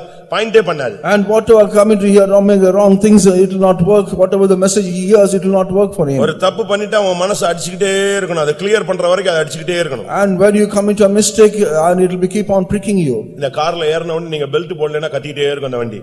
And if you do not put your belt it will give you a sound. அப்படிதானே? இப்ப புதிய வண்டி எல்லாம் பாத்தீங்கன்னா அந்த பெல்ட் நீங்க போடுற வரைக்கும் அது சவுண்ட் கொடுத்துட்டே இருக்கும். The new vehicles until you put the belt it will keep on sounding. கொஞ்சம் பழைய வண்டியை பாத்தீங்கன்னா பெல்ட் போடுற வரைக்கும் அந்த ஒரு சிக்னல் கொடுத்துக்கிட்டே இருக்கும். And in the old vehicles we put the belt they will be giving a signal. ஆனா சில வண்டிகள்ல நீ என்ன பண்ணாலும் ஒண்ணுமே சொல்லாது. But in certain vehicles whatever you do அதுபோல என்ன பிரசங்கம் கேட்டாலும் என்ன எவனை ஏமாத்தினாலும் வஞ்சித்தாலும் சண்டை போட்டாலும் கெட்ட வார்த்தை பேசினாலும் ஒரு சிலருக்கு மனசாட்சி வேலையே செய்யறது இல்ல. And whatever the message they hear whatever they commit the wrong things they commit the conscience will not work. சரி புருஷனுக்கு தான் மண்டையில ஒண்ணுமே வர்க் பண்ணல மனைவிக்காவது வர்க் பண்ணுனா அது இதுக்கு ஏத்த ஜாடிக்கு ஏத்த முடி தான சேர்ந்து வச்சிருக்கு. At least the husband does not have any mind, at least the wife should have the mind, but both of them in the same thing. அதுக்கும் ஒண்ணுமே வர்க் அவுட் ஆகல. Even it's not working for anything. பிரியமானவர்களே நாம இப்படி போக கூடாது. We should not go like this. சவுலின் சால்வையின் தொங்கலை அறுத்து கொண்ட நிமித்தம் தாவீதினுடைய மனது அடித்துக்கொண்டே இருந்தது. அவனை கூப்பிட்டு பேசி விஷயத்தை சொல்லிட்ட பிறகுதான் அவன் மனசு அடிக்கிறது நிப்பாட்டிச்சு. And because he cut the soul of his Saul his mind was pricking him until he repented for that. அதே தாவீதினுடைய மனது the same mind of David. பத்சேபாளை தொட்டபோது அடிக்கவில்லை. As soon as he touched Bathsheba he did not அவளோடு பாவம் செய்தபோது அடிக்கவில்லை. And he did not work when he அவ புருஷனை கொன்னபோது அடிக்கவில்லை. my husband was killed is not work. காரணம் என்ன? What is the reason? அந்த துவக்க காலத்தில் இருந்த சுத்த மனசாட்சி அவன் இழந்து போயிருந்த ஒரு காலம். And he lost the early clean heart what he had in the early days. நீ ஒரு ஆசாரியனா இருந்தால் இயேசுவின் இரத்தத்தினால் கழுவப்பட்டவன். If you are a priest you are the person washed by the blood of Jesus. உனக்குள்ள ஒரு பரிசுத்தம் இருக்கும். You have a holiness within you. உனக்கு ஒரு ராஜரீகம் இருக்கும். And you have the royal priesthood. ஒரு பாவமில்லாத ஒரு வாழ்க்கை இருக்கும். You will have the sinless life. ஒரு உண்மையுள்ள ஒரு வாழ்க்கை இருக்கும். You will have the faithful life. அதனால தான் கர்த்தர் சொல்லுகிறார் கர்த்தரின் பொய்யமே நீ தாயாக எழும்பு. Oh that's what the word of God says. Oh you rise up as a mother. ஜனமே நீ ஒரு ஆசாரியனா எழும்பு. Oh child of God you rise up as a priest. Amos 2ஆம் அதிகாரம் 11ஆம் வசனம். Amos 2:12. ஆமோஸ் 2ஆம் அதிகாரம் 11ஆம் வசனம். 2:11 of Amos. உங்கள் குமாரரில் சிலரை தீர்க்கதரிசிகளாகவும் உங்கள் வாலிபரில் சிலரை நசரேயனாகவும் எழும்ப பண்ணினேன். இஸ்ரவேல் புத்திரரே இப்படி நான் செய்யவில்லையா என்று கர்த்தர் கேட்கிறார். And I raised up of your sons and of prophets and of your young men for Nazarites. Is not even thus, O ye children of Israel, says the Lord. ஒன்று அங்க ரெண்டு காரியம் சொல்லப்பட்டிருக்கிறது. Two things are mentioned here. ஒன்று தீர்க்கதரிசி மற்றொன்று நசரேயன். And one is a prophet another is a Nazarite. ஒவ்வொரு தேவனுடைய பிள்ளைகளும் கர்த்தருடைய தீர்க்கதரிசிகள். And each child of God is a prophet of God. தீர்க்கதரிசனம் சொன்னாதான் தீர்க்கதரிசின்னு இல்ல. நீ விசுவாசித்தாலே நீ ஒரு தீர்க்கதரிசி தான். Not by saying a prophecy is a prophet when you have a belief or faith. கத்திட்டு சொல்றதுதான் தீர்க்கதரிசனம் என்று அர்த்தம் அல்ல. You cannot say only the people who have prophecy is a prophet. ஒரு சிலர் அந்நிய பாஷை பாஷை பேசுவாங்க, தீர்க்கதரிசனம் அதோட சேர்ந்து சொல்லுவாங்க. உட்கார்ந்திருக்கவனுக்கும் புரியாது, கேட்கிறவனுக்கும் புரியாது. And some people will give a prophecy, they will speak in tongues, the people do not understand what they speak. அந்நிய பாஷை பேசுறது தப்புன்னு நான் சொல்ல வரல. I do not find faulting with the people speaking in அந்நிய tongues. பாஷை மூலமா உனக்கு கிடைச்ச அந்த தீர்க்கதரிசனத்தை அந்நிய பாஷையை நிறுத்திட்டு மெசேஜ் மட்டும் அழகா கன்வே பண்ணு. And you stop speaking in tongues, you convey the message what the Lord has given to you. அந்நிய பாஷையும் கத்தி, தீர்க்கதரிசனையும் கத்தி, அங்க இருக்கிறவங்களுக்கு ஒண்ணுமே புரியாம சொல்றது அது ஒரு தீர்க்கதரிசனம் போலவே இருக்காது. And not only the people not able to understand your prophecy or you are speaking in tongues. First message receive பண்ணு. And first of all you give the message. Message முதல்ல கொஞ்ச நேரம் ஜெபிச்சு ரிசீவ் பண்ணு. You receive the message by praying for a little time. என் பிள்ளையேன்னு பரலோகத்துல இருந்து start பண்ண உடனே நீ என் பிள்ளையேன்னு ஸ்டார்ட் பண்ண வேண்டாம். என் பிள்ளையேன்னு சொல்லி முடிச்சதெல்லாம் உன்கிட்ட வந்து சேரட்டும். And all the things whatever was told into from heaven, let it come closer to that. அந்த தீர்க்கதரிசனம் உனக்கா சபைக்கான்னு அனலைஸ் பண்ணு. You just analyze whether the prophecy is for you or for the church. உனக்கு அப்படினா அமைதியா உட்கார்ந்துக்க. If it is for you, you keep it silent. உன்னை correct பண்ணிக்க. And you prepare yourself. உன்னை சரிப்படுத்திக்கோ. You set right yourself. அது சபைக்குன்னு சொன்னா next நீ develop பண்ணி வெளிய கொண்டு வரலாம். And if it is for the church, you develop it and give it to the church. அப்படி நீ சொல்லும் பொழுது அந்நிய பாஷை பேசணும்னு அவசியம் இல்ல. When you speak like this, it's not necessary to speak in tongues. அதனால தான் கொரிந்தியர்ல சொல்லி இருக்கு, இப்படி அந்நிய பாஷையில கத்தும்போது மத்தவனுக்கு புரியாம எல்லாரும் குழம்புறான். அந்நிய பாஷை சொல்றவன் அர்த்தத்தோட சொல்லுன்னு. அதனால தான் அந்நிய பாஷையை நிப்பாட்டிட்டு அழகா மெசேஜ் மட்டும் பாஸ் பண்ணு. That is what mentioned in the Corinthians, you must stop speaking in tongues, you must give the message to the church. அப்படி சொல்லும்போது அந்த வேர்ட் வந்து அந்த பாதிக்கப்பட்டு நொந்து வெந்து போய் எங்கேயோ ஒருத்தன் உட்கார்ந்திருப்பாங்க, அவங்களுக்கு போய் டச் ஆகும். And the same would also touch the person who has got a broken heart and was very much grieved. அது கரெக்ட்டா போய் ரீச் ஆகும். It will correctly reach the person. அதை விட்டுவிட்டு நீங்க அந்நிய பாஷை பேசிட்டு கத்தும்போது ஒரு மாதிரி சொல்லும்போதெல்லாம் அந்த ரீச் ஆக வேண்டிய ஆளுக்கு ரீச் ஆகாது. கர்த்தர் என்ன பண்றாரு, ஐயோ இவன்ட்ட போய் நான் கொடுத்துட்டேனே, வார்த்தையை அழிச்சிட்டானே, அப்ப இன்னொரு ஆளை எழுப்பணும். Will still keep on speaking in tongues, not able to reach the person. What is the message? But the Lord will be grieved that I have given to only this person. முதலாவது கர்த்தர் தீர்க்கதரிசிகளாக எழுப்புகிறார். First of all, the raising up of prophets. தீர்க்கதரிசனம் சொன்னாதான் தீர்க்கதரிசி அல்ல. Only the prophecy given, prophecy. கர்த்தருடைய வார்த்தையின்படி நடக்கிற ஒவ்வொருவருமே தீர்க்கதரிசிகள். The people who live according to the word of God are prophets. நீங்க பைபிள்ல படிச்சு பாருங்க. You just read the word of God. Abraham எங்கேயாவது தீர்க்கதரிசனம் சொன்னாரா? Whether Abraham give a prophecy anywhere? இல்ல. Not. ஆனா அவன் மனைவி விஷயத்துல கர்த்தர் பேசும் பொழுது பார்வோன்ட்ட சொல்றாரு, அந்த அபிமெலேக்கிட்ட சொல்றாரு, அவன் ஒரு தீர்க்கதரிசின்னு சொல்றாரு. In the matter of his wife told into Abimelech, he says he is a prophet. அவன் ஒரு தீர்க்கதரிசி. He is a prophet. ஆனா நீங்க பைபிள் முழுசும் படிச்சு பாத்தீங்கன்னா அவன் தீர்க்கதரிசனம் சொன்னதாக இல்ல. But in the whole Bible you cannot see him that he is a prophet. அப்படினா அவன் என்ன தீர்க்கதரிசி? And if it is a how he is a கர்த்தருடைய வார்த்தையை நம்பி முன்னேறி கொண்டே இருக்கிறான், அவன் ஒரு தீர்க்கதரிசி. And believing in the word of God he keep progressing, but he is a prophet. ஒரு தரிசனம் பெற்றவன் தீர்க்கதரிசி. And a man got a confirmed or a firm vision, he is a prophet. இருக்கிறதை தரிசிக்கிறவன் தான் தீர்க்கம். ரொம்ப தீர்க்கமா தெளிவாக ஒரு தரிசனம் அவனுக்கு கிடைக்கும். The people who see a thing that is far off, that is a prophet. Bible அப்படிதான் அவனை குறித்து சொல்லுகிறது. Only the word of God says about him like this. ஆதியாகமம் 20ஆம் அதிகாரம் 7ஆம் வசனத்திலே அவளை அனுப்பிவிடு, அவன் ஒரு தீர்க்கதரிசி. In 27 of Genesis it is said, you send him off, he is a prophet. ஆதியாகமம் 20:7ல அந்த வார்த்தையை நாம் பார்க்கலாம். We see that word in 27 of Genesis. இன்னைக்கு எத்தனை பேருக்கு நீங்கள் தீர்க்கதரிசிங்கறதை நீங்க உணர்றீங்க? How many of you realize that you are a prophet? இப்போ நம்ம விசுவாசிகள் எங்கள்ட்ட சிலர் வர்றாங்க. Some believers are coming to சில காரியங்களை பேசுறாங்க. and they speak to a certain things. நாங்க உடனே சொல்றோம், அது உங்களுக்கு நடக்கும், நீங்க போய்ட்டு வாங்கன்னு சொல்றோம். அது ஒரு விசுவாசத்தின் வார்த்தை. And with the belief serving the faithful words, we said that will come to pass. அது அப்படியே நடக்கு. But it's all happening like that. அதுக்கு ஒரு அந்நிய பாஷை பேசி தான் நீ போய்ட்டு வான்னு சொல்லணும் இல்ல. நீ போய்ட்டு வான்னு ஒரு விசுவாசத்தோட சொல்லும் பொழுது அது போய் நிறைவேறும் பொழுது அவங்க அதை தீர்க்கதரிசனமா எடுக்கறாங்க. And not by filling in the spirit and speaking in tongues must say, but when we say the faithful words, they believe that and it will happen to them. நீ ஒரு தீர்க்கதரிசியாக எழும்ப வேண்டிய நேரம் வந்து விட்டது. This is the time that has come that you must rise up as a prophet. எல்லாருக்கும் கர்த்தருடைய வார்த்தை உண்டு. For everyone there is a word of God. எல்லாரும் பேசுறது இல்ல. And nobody is speaking. அதான் problem. That is the problem. இன்னைக்கு எத்தனை பேர் நீங்க கர்த்தருடைய வார்த்தையை பேசுறீங்க? How many of you heard the word of God today? நான் 600 பேர் உட்கார்ந்திருக்கீங்களே, உங்களோட கர்த்தர் ஒரு வார்த்தை கூட இந்த ஆராதனையில பேசல. At least 400 people are being seated here. At least one word of the Lord did not the Lord speak to you. உபாகமம் 18ஆம் அதிகாரம் Deuteronomy chapter 18. 15ஆம் வசனத்தை பார்க்கும் பொழுது, when you look at the verse 15. உபாகமம் 18:15. 18:15 of Deuteronomy.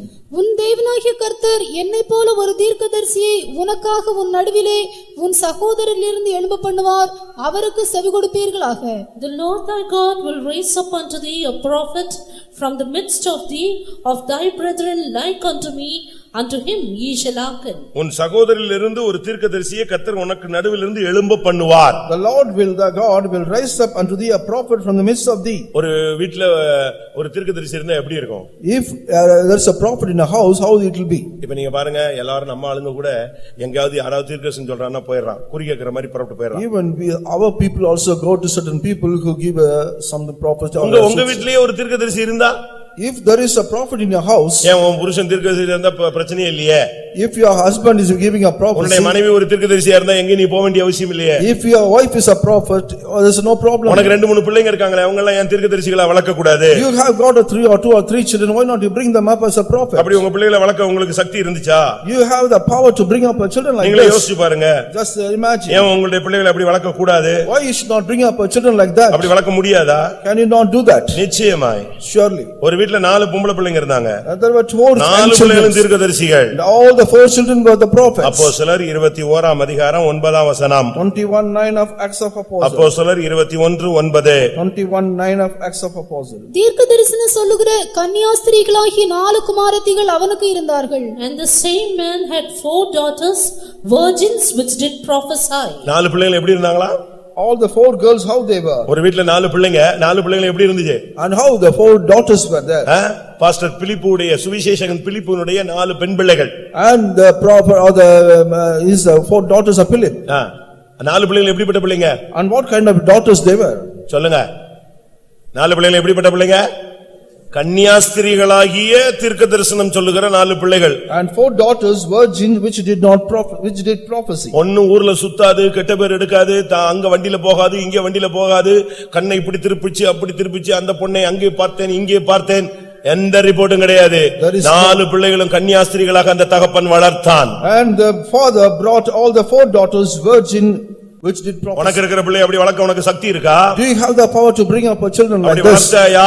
Did you bring up a children like this? நீ இதுக்கு ஒரு பதில் சொல்லி பார். You just give an answer for the Lord. உன் பையங்களை அப்படி வளர்த்திருக்கீங்களா? 4 பையங்களை இருக்காங்களா? 2 பையன் இருக்கான், 3 பொண்ணு இருக்கு, எல்லாம் தீர்க்கதரிசனம் சொல்ற பிள்ளைகளா? Did you bring up your sons, 2 daughters or 2 sons? Did you bring up like this? தீர்க்கதரிசிகளா எழும்ப பண்ணுவேன்னா யாரு? எங்கேயோ ஒருத்தன் எழும்புவான், நீ போய் காணிக்க கொடுத்துட்டு அங்க போய் தீர்க்கதரிசனம் கேட்டு வருவே, அவன் சொல்லுவான் உனக்கு 4 பிசாசு இருக்குன்னு. உடனே நீ அதை பிடிச்சிக்கிட்டு எனக்கு 4 பிசாசு பிடிச்சிருக்குன்னு அங்க போன சொன்னாங்க. 4 பிசாசு துரத்துனானா? துரத்தல இல்ல, அதோட தானே திரும்பி இங்க வந்திருக்கிற. And you will go to some other place, they will say that you are possessed with the devils, you have come without being chased him off. நான் ஒரு சபையில இருந்தேன். I was in a church. அத தகப்பன் தீர்க்கதரிசனம் சொல்லுவார். And father used to give a prophecy. அடுத்து தாய் தீர்க்கதரிசனம் சொல்லும். And mother is also giving a prophecy. அவங்களுக்கு 2 பொண்ணு ஒரு பையன். அடுத்து வரிசையா 2 பிள்ளைகளும் 2 அந்த பையனை சாட்சி சொல்லுவாங்க. 5 பேரும் ஒரு சண்டே சர்வீஸ்ல தீர்க்கதரிசனம் சொல்லுவாங்க. And 2 daughters and one son, all the 5 will give a prophecy in the Sunday church. எப்படிப்பட்ட ஒரு காலம்? And what kind of time is it? யோசிச்சு பாருங்க. Just imagine. தீர்க்கதரிசனம் சொல்லுகிற கன்னியாஸ்திரிகளாகிய 4 பெண் பிள்ளைகள் அவனுக்கு இருந்தார்கள். And he had 4 virgin daughters giving prophecy. திருப்பி அப்பா அற்புதம் செய்யாம என்ன செய்வாரு? And what will not the father do? There's a miracle. பிலிப்பு செய்த அற்புதங்களை கண்டு தேசமே மகிழ்ந்தது.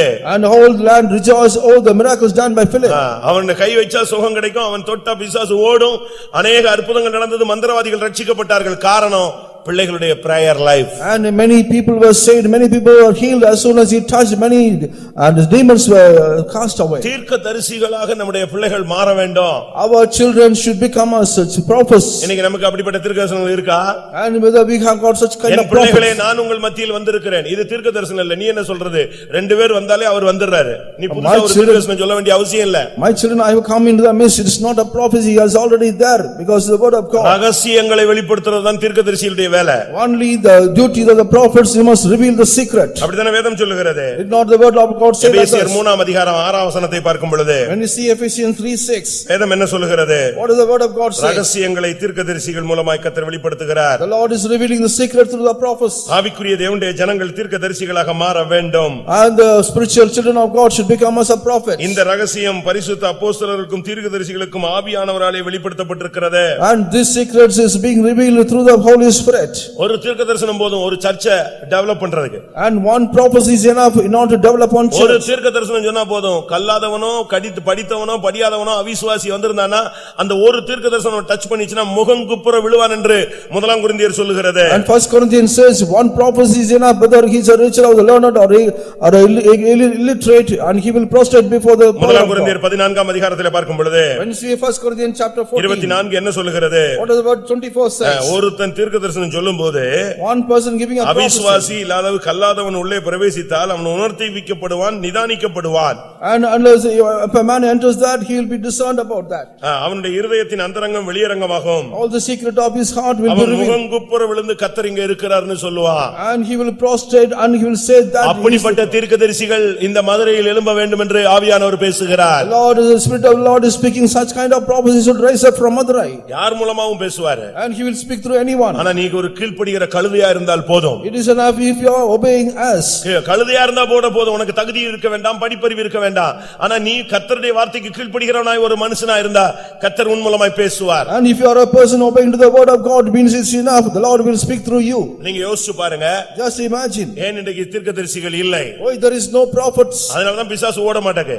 And only for this கர்த்தரின் புயமே பூர்வ நாட்களை போல எழும்பு வலு சர்ப்பத்தை வதைக்கலாம். And you can wound the dragons when you rise up in the early days. கர்த்தருடைய வார்த்தைக்காக காத்திருங்கள். And you wait for the word of the Lord. Sunday சர்வீஸ்க்கு புறப்படுறதுக்கு முன்னால நேத்து நைட்ல இருந்து நீங்க ஜெபிச்சிட்டே வரணும்.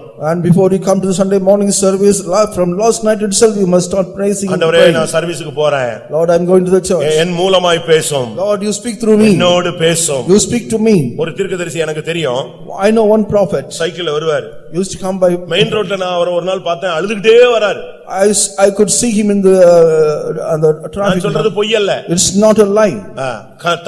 கண்ணீர் வடியுது. And the tears were flowing down. ரோட்ல இந்த ஆள் அழுதுட்டு வராருன்னு நான் பார்த்தேன். I thought the man would stop. முடிஞ்ச பிறகு நான் கேட்டேன். அங்க தீர்க்கதரிசனம் சொன்னாரு. முடிஞ்ச பிறகு கேட்டா தீர்க்கதரிசனம் சொல்லும்போது அழுதுட்டு இருந்தார். அவர் சொன்னார், வரும்போது மெசேஜ் எல்லாம் எனக்கு சொல்லிட்டாரு. இன்னைக்கு இந்த தீர்க்கதரிசனம் சொல்லி நான் இத்தனை பேரை சந்திக்க போறேன்னு சொல்லிட்டாரு. ரோட்ல அழுதுகிட்டு மெசேஜ் வாங்கிட்டு வர்றான். Even while I was coming to the church, the Lord spoke to me about the message the Lord is going to give to the church. ஒரு மராட்டி கேளும் ஒரு பிராமின் கேளும் உட்கார்ந்து ஜெபம் பண்ணுவாங்க. And in order to get a miracle, only used to join with the Marathi கேளும் ஒரு பிராமின் கேளும் உட்கார்ந்து ரெண்டு பேரும் ப்ரே பண்ணுவாங்க. They used to join and pray. ஒரு நைட்.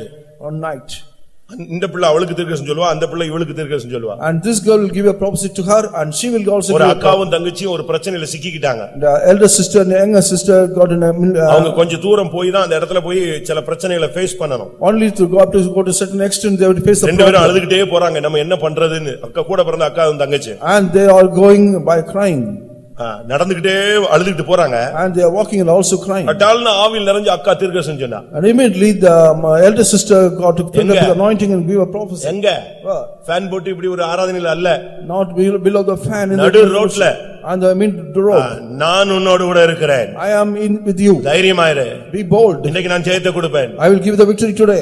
அப்படி தான் தீர்க்கதரிசிகள். And only such a way the இன்னைக்கு உள்ள prophets. தீர்க்கதரிசிகள் எல்லாம் அந்த காலத்துல கிடையாது. And no prophets like this in the early days. இன்னைக்கு உள்ள தீர்க்கதரிசிகள் ரொம்ப சிம்பிளா அழகா ஜனத்தை பூஸ்ட் பண்ற மாதிரி பேசுறான். அன்னைக்கு உள்ளவன் அப்படி கிடையாது. நான் எப்படி எனக்கு சுகம் கிடைக்குமா, நீ சாகவே சாவாய் அப்படி. And today's prophets are boosting and they're speaking like they're boosting the people, but in the old days and surely you will die, they will speak like தேவனுடைய வார்த்தையை உள்ளபடி சொல்லுவன் தான் தீர்க்கதரிசி. And the prophet that is saying the word of God as such, he is a prophet. இன்னைக்கு எத்தனை பேர் தீர்க்கதரிசிகளாக எழும்புகிறோம்? How many of you raising up as a prophet? ஜனங்கள் தடுமாறும் போது ஒரு வசனம் வரணும், ஒரு வார்த்தை வரணும். அதுதான் தீர்க்கதரிசனம். When the people are stumbling, there must be a word. கரெக்ட்டான வார்த்தை வரும். Must be a right word. நான் இலங்கை போயிருக்கும்போது While I was in Sri ஒரு Lanka, ஊழியக்காரரை சந்தித்தேன். I met once. அப்ப அவர் சொன்னாரு, நான் தடுமாறி ஒரு டைம்ல நொந்து போய் இதோட ஊழியம் முடிஞ்சு போச்சோன்னு நான் ஒரு கூட்டத்துக்கு வந்திருந்தேன். And I stumbled and came to the meeting whether my ministry is over. எனக்கு ரொம்ப கஷ்டமா இருந்துச்சு. I was very much worried about that. அந்த கூட்டத்தை நடத்துறதுக்கு பாஸ்டர் ஜோயல் வந்திருந்தார். Pastor Joel came here not to conduct the meeting. அவரை நான் ரூம்ல போய் பார்த்தேன். I went and saw him in the room. எப்படியாவது அவர்ட்ட போய் நம்முடைய பிரச்சனையை ஷேர் பண்ணனும்னு போனேன். However, I must share my problem. அவர் நான் போய் முழங்கால் போட்ட உடனே ஒரு தீர்க்கதரிசனம் அடிச்சாரு. அதோடயே என் ப்ராப்ளம் தீர்ந்து போச்சு. இன்னைக்கு வரைக்கும் நான் நிக்கிறேன் ஊழியத்துல. As soon as I entered his room, he started to give a message through a prophecy and the message and the problem is over. தீர்க்கதரிசிகளாக மாற வேண்டிய காலம் இதுதான். This is the time that we must be changed as a prophets. நீ ஒப்பு கொடுத்தா கர்த்தர் உன் மூலமா பேசுவார். If you surrender, the Lord will speak through you. நான் ஒரு சபையில இருந்தேன். I was in a church. அந்த சபையில சண்டே சர்வீஸ்ல ஒரு 8 வயசு பையன் தீர்க்கதரிசனம் சொல்லுவான். And the particular church, 8-year-old boy is give a prophecy, சின்ன பையன், small boy. அது ஒரு centre ஃபெய்தாம். This is center faith on. நான் விசுவாசியா இருந்தபோது நடந்த சம்பவத்தை சொல்றேன். This incident took place while I was a எப்படினாலும் believer. ஒரு 1000 பேர் உட்கார்ந்திருப்பாங்க. At least 1000 would have been gathered. 8 வயசு பையன் அபிஷேகத்துல நிரம்புவான் பாருங்க. இந்த 1000 பேருடைய அபிஷேகத்தையும் பீட் பண்ணும் அந்த சவுண்ட்.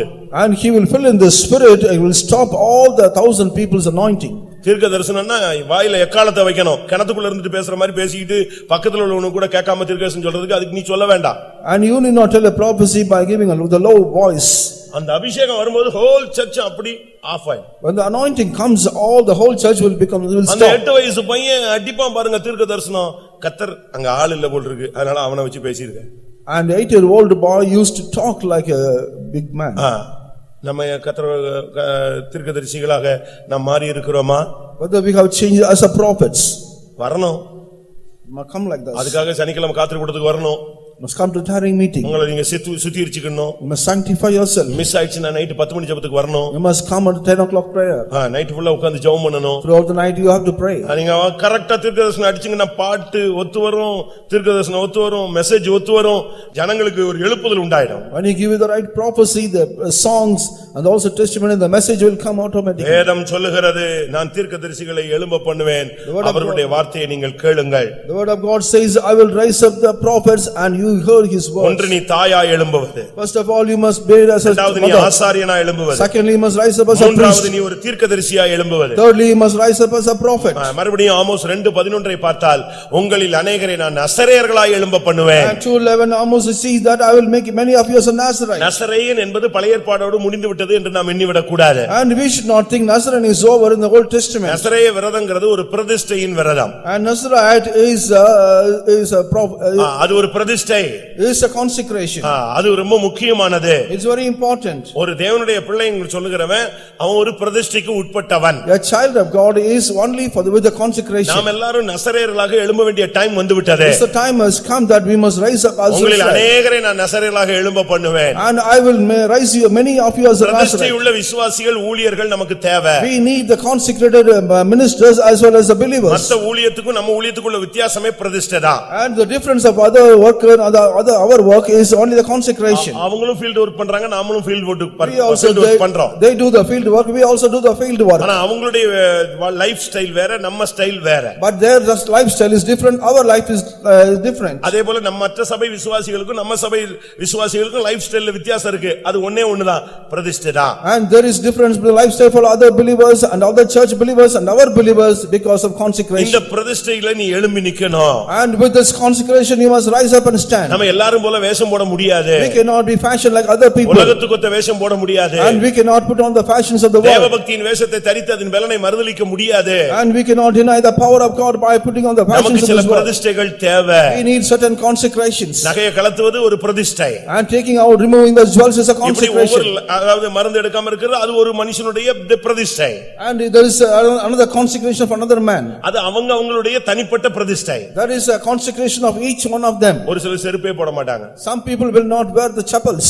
ஒரு சிலர் ஒவ்வொரு விதங்களில அவங்களுக்கு ஒரு வியாதி நேரத்துல, ஒரு நெருக்கமான நேரத்துல, ஒரு மரண நேரத்துல, ஒரு கைவிடப்பட்ட சூழ்நிலைகள்ல ஆண்டவருடைய ஆவியானவர் அவங்களோடு என்னென்ன விதத்துல இடைபடுறாரோ அதுக்கு ஏத்த மாதிரி அவங்க என்ன செஞ்சிருவாங்க, பிரதிஷ்டை பண்ணிருப்பாங்க. And in the midst of very very perilous times and also very deathful state they will make some consecration. அது நம்ம குற்றம் சொல்ல முடியாது. And we cannot accuse that. பலியினால் என்னோடு கூட உடன்படிக்கை பண்ணினே என்னுடைய பரிசுத்தவான்களை கூட்டி சேருங்கள் என்று சொல்லும் பொழுது இந்த கூட்டம் எழும்பி போய்டும். And gather my saints that have made a consecration through sacrifice, this group will also go up. ஆனா என்ன பிரதிஷ்டை பண்ணியா அதுல உண்மையாயிரு. And what consecration you have made, you be faithful. நீ நசரேயனாய் எழும்ப வேண்டிய டைம் வந்து விட்டது. Time has come, you must rise up as Nazarite.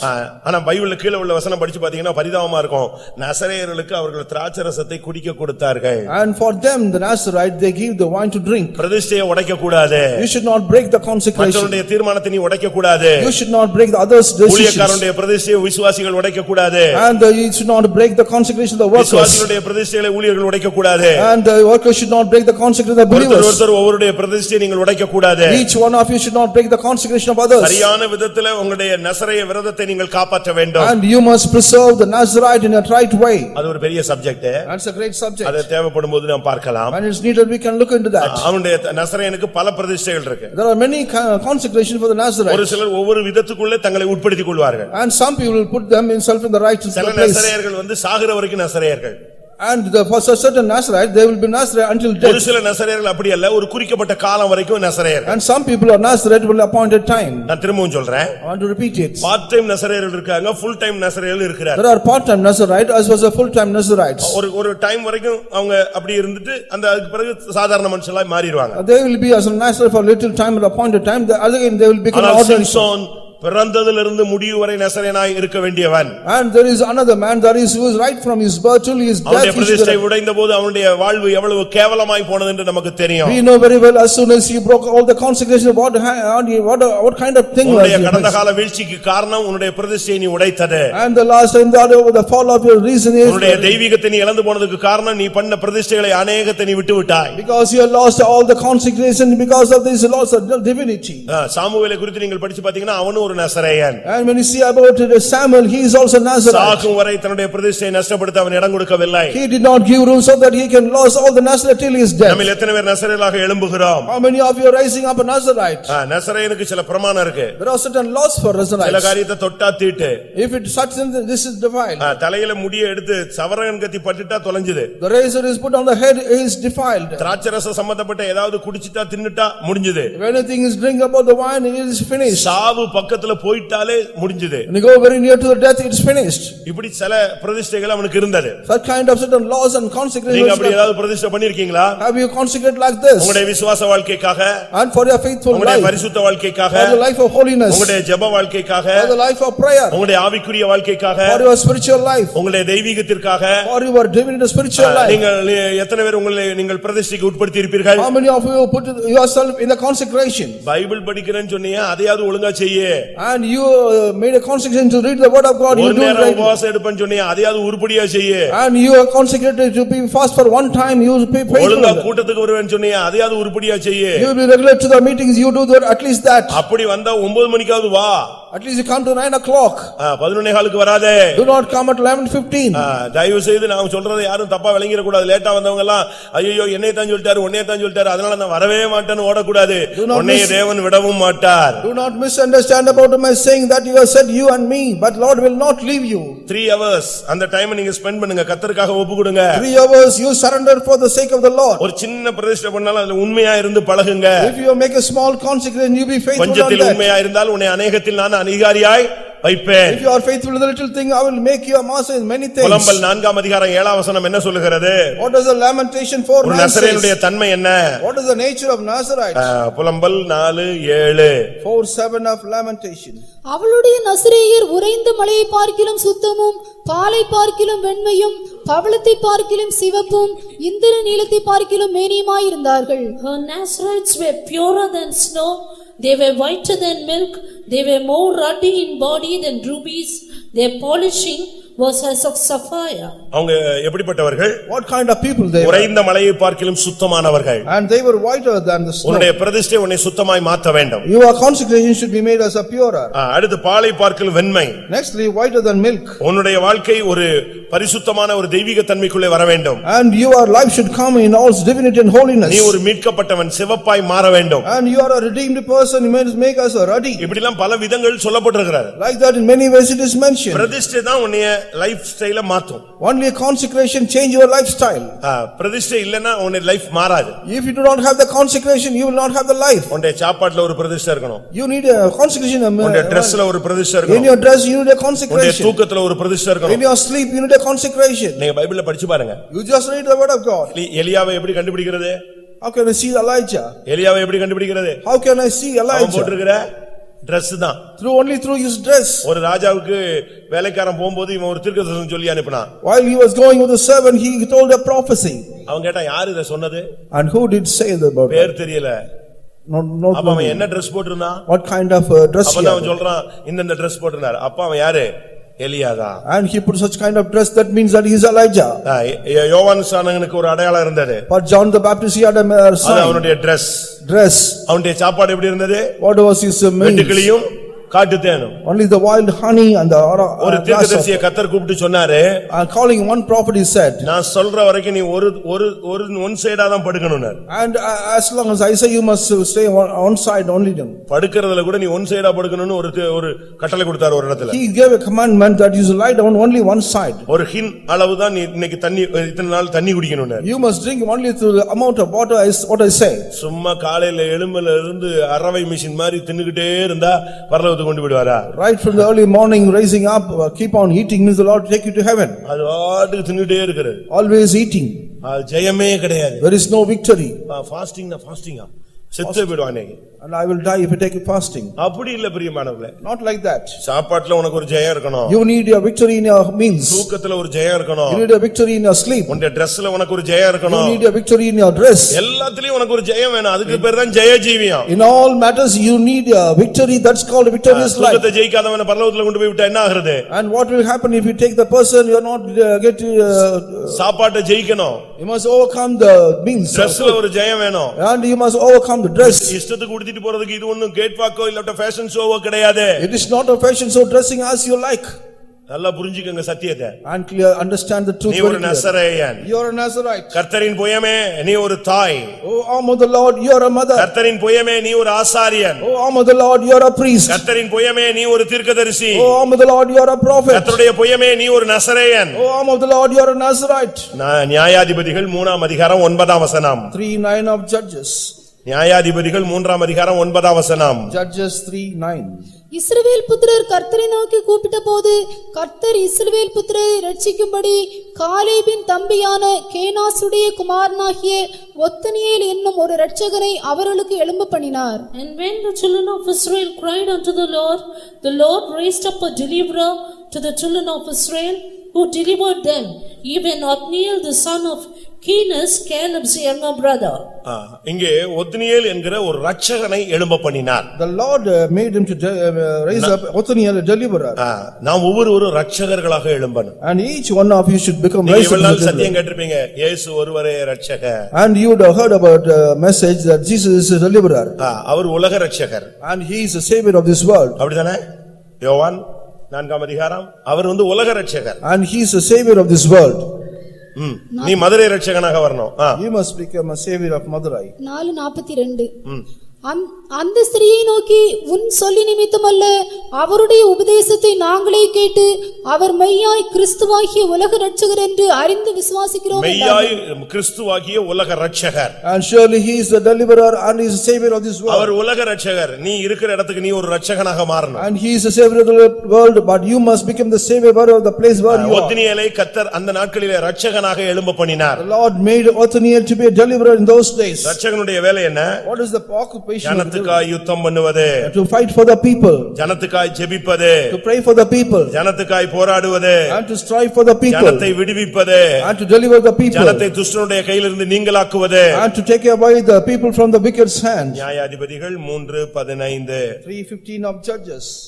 இஸ்ரவேல் புத்திரர் கர்த்தரை நோக்கி கூப்பிட்ட போது கர்த்தர் அவர்களுக்கு பென்யமீன் கோத்திரத்தானாகிய கேராவின் மகன் ஏகூத் என்னும் இரட்சகனை எழும்ப பண்ணினார். பாருங்க, இன்னைக்கு அடுத்து ஒரு இரட்சகனை கர்த்தர் எழும்ப பண்றார். And here the Lord is raising up another. ஏன் இந்த இரட்சகர்களை எழும்ப பண்ணினார்? Why the Lord made him such? அந்த இரட்சகர்கள் முன்னின்று யுத்தத்தை நடத்தி ஜெயத்தை கொடுத்து ஜனங்களுக்கு இளைப்பாறுதலை கொண்டு வந்தார்கள். And those deliverers, they were put in the battle in the place. நாம் ஜெபத்திலே இரட்சகர்களாக நிற்க வேண்டும். And we should be a deliverer in the church. நீயும் நானும் ஒரு இரட்சகர். And you and me are a saviors. நாம் இரட்சகர்கள்.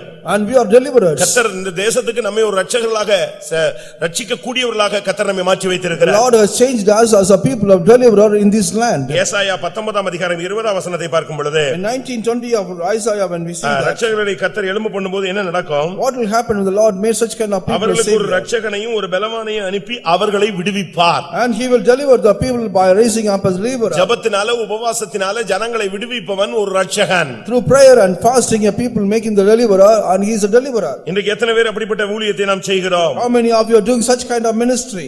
நம்ம குடும்பத்துக்காக நம்ம போராடுறோம். And we are striving only for our family. தேவனுடைய ஜனத்துக்காக போராடுகிறவர்கள் யார்? And who are the people striving for the church of அந்த the people? ஒத்னியேல் ஏகூத் இவங்க எல்லாம் கர்த்தருடைய ஜனங்களுக்காக எழும்பினவர்கள். And Othniel and Ehud, the people who rose up for the Lord. அவர்களுக்கு குடும்பங்கள் இருந்தது. They had families. சந்ததிகள் இருந்தது. They had generations. ஆனாலும் தேவ ஜனங்களுக்காக அவர்கள் எழும்பி ரட்சகர்களாக எழும்பினார்கள். For the people of God, they rose up as a deliverers. ரட்சகர்களை தேவன் எழுப்புகிற நோக்கம் என்ன? What is the purpose the Lord is raising up ஜனங்களை deliverers? விடுவிப்பது. Not to deliver the people. ஜனங்களுக்கு கர்த்தர் பிசாசின் பிடியிலிருந்து விடுதலை கொடுப்பதற்காக. And to take away the people from the clutches of Satan. இரண்டாம் ராஜாக்கள் 13ஆம் அதிகாரம் 5ஆம் வசனத்தை பார்க்கும் பொழுது And you see 13:5 of 2 Kings. கர்த்தர் இஸ்ரவேலுக்கு ஒரு ரட்சகனை கொடுத்ததினால் அவர்கள் சீரியனுடைய கையிலிருந்து நீங்கலானார்கள்.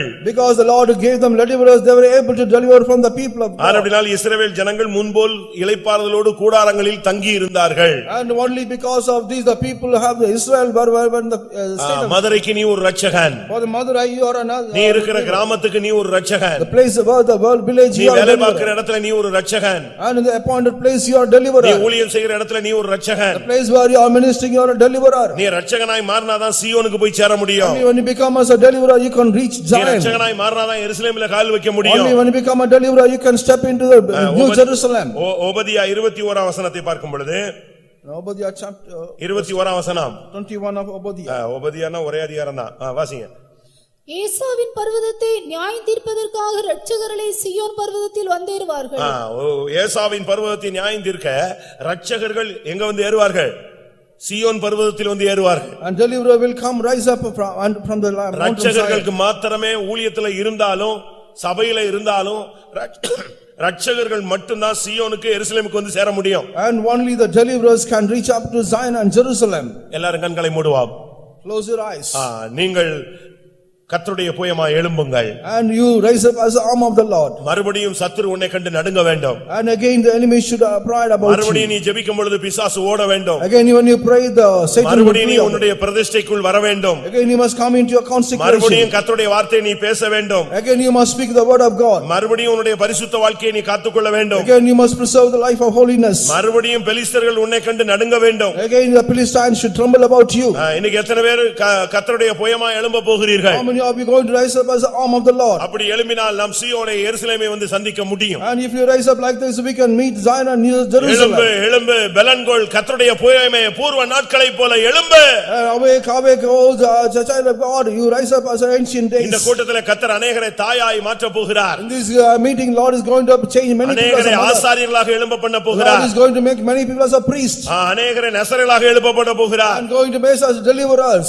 இந்த வருஷத்தின் துவக்கத்திலே உன்னை தீர்க்கதரிசியாய் கர்த்தர் எழும்ப பண்ண போகிறார். Beginning of this year Lord is going to make us a prophet. கர்த்தர் உன்னை இரட்சகனாக அபிஷேகம் பண்ண போகிறார். God is going to anoint you as a deliverer. கர்த்தாவே நான் உமக்காக எழும்ப விரும்புகிறேன் என்று சொல்லுகிறவர்கள் கண்களை மூடி நெடுமுழங்கால் போடலாம். People want to say the Lord I want to go to rise up means you kneel down and close your eyes. தேவன் தன்னுடைய ஜனத்தை எழும்பும்படியாக அவர் போராடிக் கொண்டிருக்கிறார். The Lord is struggling so that you can be raised up for him.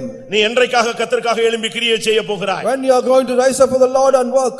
எழும்பு எழும்பு சீயோனே உன் வல்லமையை தரித்துக்கொள். Awake awake O Zion, rise up and put on எழும்பு the எழும்பு பரிசுத்த நகரமே உன் அலங்கார வஸ்திரத்தை எருசலேமே உடுத்திக்கொள். And awake awake O Jerusalem, put on the garment. கர்த்தர் உன்னை எழும்ப வைக்க விரும்புகிறார். God wants to raise you up. அவருக்கு மறுபடியும் சத்துருவை சர்ப்பத்தை நசுக்க விரும்புகிறார். And he again he wants to bruise the Satan the serpent. சமாதானத்தின் தேவன் சாத்தானை உங்கள் கால்களின் கீழே நசுக்கி போட விரும்புகிறார். And the God of peace wants to put you all the trample under your feet. கர்த்தருக்காக எழும்ப விரும்புகிறவர்கள் கண்களை மூடுங்கள். And people want to rise up for the Lord, close your eyes. கர்த்தர் ஒரு கூட்டத்தை எழும்ப பண்ண போகிறார். Lord is going to rise up one group. ஒன்று நீ எழும்ப வேண்டும், இல்லாவிட்டால் கர்த்தர் உன்னை எழும்ப பண்ண வேண்டும். And once you must rise up, all the Lord you said make you to rise up. இது மௌனமாய் இருக்கிற காலம் அல்ல. And it's not the time that we have to silence. இது முடங்கி கிடக்கிற காலம் கிடையாது. It's not the time that we have to sleep. இது தேவனுக்காக எழும்பி நிற்க வேண்டிய காலம். This is the time that we have to rise up and stand for the God. எத்தனை பேர் கர்த்தருக்காக எழும்ப உங்களை ஒப்பு கொடுக்கிறீர்கள்? And how many are going to surrender not to rise up for the Lord? கர்த்தர் இந்த கால வேளையில உன்னோடு தான் பேசிக் The கொண்டிருக்கிறார். Lord is speaking to you this morning. உன்னுடைய பிள்ளைகளை கர்த்தர் நசரேயர்களாக எழும்ப பண்ண போகிறார். And the Lord is going to make us the children of நம்முடைய Nazareth. பிள்ளைகளில் அநேகரை தீர்க்கதரிசிகளாக எழும்ப பண்ண போகிறார். And many of the Lord is going to raise up as a prophets. நம்முடைய விசுவாசிகளில் அநேகரை தாயாய் எழும்ப பண்ண போகிறார். And many of our believers are going to rise up as a mothers. நம்முடைய ஜனங்களில் ஒரு கூட்டத்தை ஆசாரியர்களாக இரத்தத்தினால் கழுவப்பட்டவர்களாக எழும்ப பண்ண போகிறார். God is going to make many people as a priest and going to wash எல்லா them. ஊழியர்களையும் விசுவாசிகளையும் ரட்சகர்களாக எழும்ப பண்ண போகிறார். God is going to make all the believers as a deliverers. ஒரு வார்த்தை சொல்லு. And speak one word. இயேசுவை பத்தி ஒரு வார்த்தை பேசு. You speak one word about Jesus. நீ கிறிஸ்தவன் என்பதை வெளிப்படுத்து. You reveal yourself as a Christian. அந்த நாகமானுடைய வீட்டிலே வேலை பார்த்த ஒரு இஸ்ரவேலின் சின்ன பிள்ளை ஒரு சுவிசேஷம் சொன்னாள். ஒரு பெரிய அற்புதம் நடந்தது. A small lad found in the house of Aman, he spoke a gospel there. எத்தனை பேர் அப்படி சொல்ல முடியும்? How many of you can say like this? கர்த்தாவே என்னையும் என்னுடைய பிள்ளைகளையும் என் சந்ததிகளையும் உமக்காக எழும்ப பண்ணுன்னு சொல்றவங்க கைகளை உயர்த்துங்க. And be the raise of the people, Lord, raise me up, myself, my wife and all children. ஆமென். கர்த்தர் உன்னை எழும்ப பண்ணுவார். Lord will make you rise up. ஒன்னு நீ எழும்பணும் இல்லாட்ட தெய்வம் எழும்ப பண்ணணும். First you must rise up, or the Lord will make you to rise up. இந்த ரெண்டும் தேவன் செய்யக்கூடிய காரியம்தான். And both are things the Lord is able to do. நீ எழும்பிட்டா போதும் கர்த்தர் எழும்பி விடுவார். And it is enough if you rise up, the Lord will do that. இன்னைக்கு கர்த்தர் அற்புதம் செய்ய ஆயத்தமாய் வந்திருக்கிறார். And he is ready to do the miracle. நீ தாயா எழும்பு. You rise up as a mother. கிராமங்கள் செழிக்கட்டும். Let all the villages. ஆசாரியனா எழும்பு. You rise up as a priest. ஜனங்களுக்கு மீட்பு உண்டாகட்டும். And let the redemption take place in the world. தீர்க்கதரிசியா எழும்பு. You rise up as a priest. ஜனங்களுக்கு வார்த்தை கிடைக்கட்டும். And let the people get the word. நசரேயனா எழும்பு. You rise up as a Nazarite. தேசத்திலே ரட்சிப்பு உண்டாகட்டும். Let there be salvation to this land. ரட்சகனா எழும்பு. You rise up as a deliverer. சத்துரு சிதறுண்டு ஓடட்டும். Let the enemies be scattered and run off. கர்த்தருக்காக எழும்புகிறவர்கள் எத்தனை பேர்? இல்லாவிட்டால் கர்த்தர் என்னை எழும்ப பண்ண வேண்டும் என்று காத்திருக்கிறவர்கள் எத்தனை பேர்? அவங்க மட்டும் கைகளை உயர்த்துங்க. நீங்க வந்துட்டு சும்மா போயிடக்கூடாது பிரியமானவர்களே. இந்த வார்த்தை எல்லாம் உன்னை விட்டு போகாது. தேவனுடைய வார்த்தை உன்னை விட்டு வெளியே போகாது. நீ சாகுற வரைக்கும் இந்த வார்த்தைகள் உன் ரெண்டு காதுலையும் தொனித்துக் கொண்டே இருக்கும். கர்த்தரின் புயமே எழும்பு. நீ தூங்கிக் கொண்டிருக்கும் போது இந்த வார்த்தை கேட்கும். நீ படுக்கையில இருந்து எழும்பி உட்காரும் போது கேட்கும். நீ பஸ்ல போகும்போது கார்ல போகும்போது இந்த வார்த்தை கேட்கும். கர்த்தருடைய புயமே எழும்பு.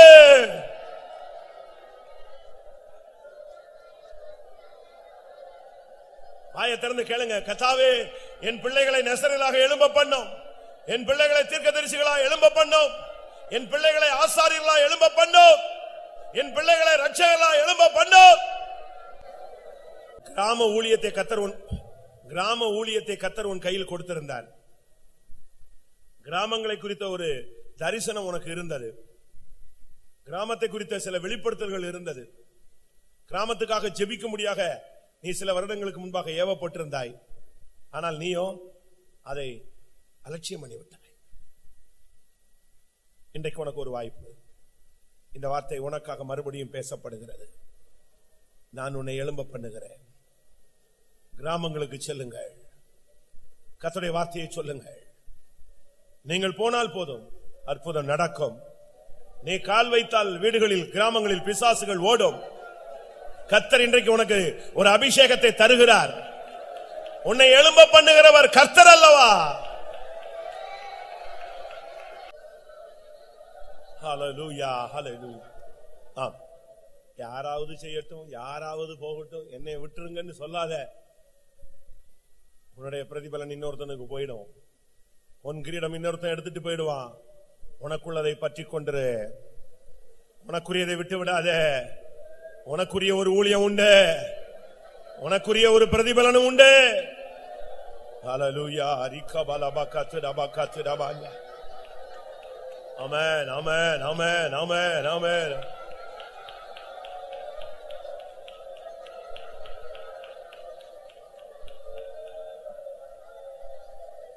Hallelujah, hallelujah, amen, hallelujah, hallelujah, amen, amen, amen, amen, amen, hallelujah. இயேசுவுக்காக எதையாவது செய்யாவிட்டால் நாம் என்னத்தை பிரதிபலனாய் பெற்றுக்கொள்ள முடியும்? ஆமென். கர்த்தாவே என்னை எழும்ப பண்ணும், என்னை பலப்படுத்தும், எனக்கு ஒரு அபிஷேகம் தாரும்.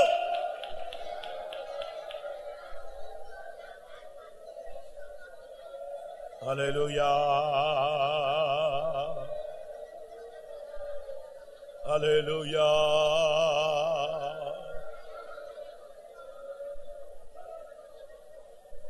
ஹல்லேலூயா ஆமென். Praise the Lord. ஆமென். இன்னைக்கு கர்த்தர் 5 காரியங்களை கர்த்தர் உன்னோடு பேசி இருக்கிறார். இந்த 5இல் நீ எதுவாக எழும்பும்படியாக கர்த்தர் உன்னோடு போராடி கொண்டிருந்தார் என்று உனக்கு தெரியும். இந்த காலை வேளை உன் நிலவரத்தை மாற்றும்படியாக தேவன் கிரியை செய்து கொண்டிருக்கிற ஒரு அருமையான நேரம். கர்த்தர் திட்டவட்டமாய் உன்னோடு பேசி இருக்கிறார். அது உனக்குரிய வார்த்தை. கர்த்தர் இந்த கூட்டத்தில் அநேகரை தாயாக எழும்ப பண்ண போகிறார். அநேக தீர்க்கதரிசிகளை சபையிலே உருவாக்க போகிறார். நம்முடைய சபையிலே பிரதிஷ்டையுள்ள ஒரு கூட்டம் எழும்ப போகிறது. ஆமென். ஹல்லேலூயா ஹல்லேலூயா ஹல்லேலூயா ஹல்லேலூயா. ஓ ரபகத் ரபகத் ரபகத் ரப. ஆமென். ஹல்லேலூயா.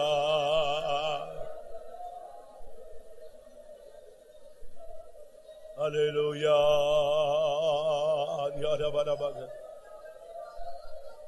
Amen, amen, amen, amen. Hallelujah. நல்ல போர் செய்து எம் ஜீவன் வைத்துமே, நல்கிய விசுவாசம் காத்துமே. நல்ல போர் செய்து எம் நல்கிய விசுவாசம் காத்துமே. என் கிரீடம் பெறவே அவளோடு நாடுமே, விசுவாச பாதையில் முன் செல்லவே. என் கிரீடம் பெறவே அவளோடு நாடுமே, விசுவாச பாதையில் முன் செல்லவே. செல்லுவோம் முன் செல்லுவோம், நாம் விசுவாசிப்போம் என்னாரு தெரிவோம்.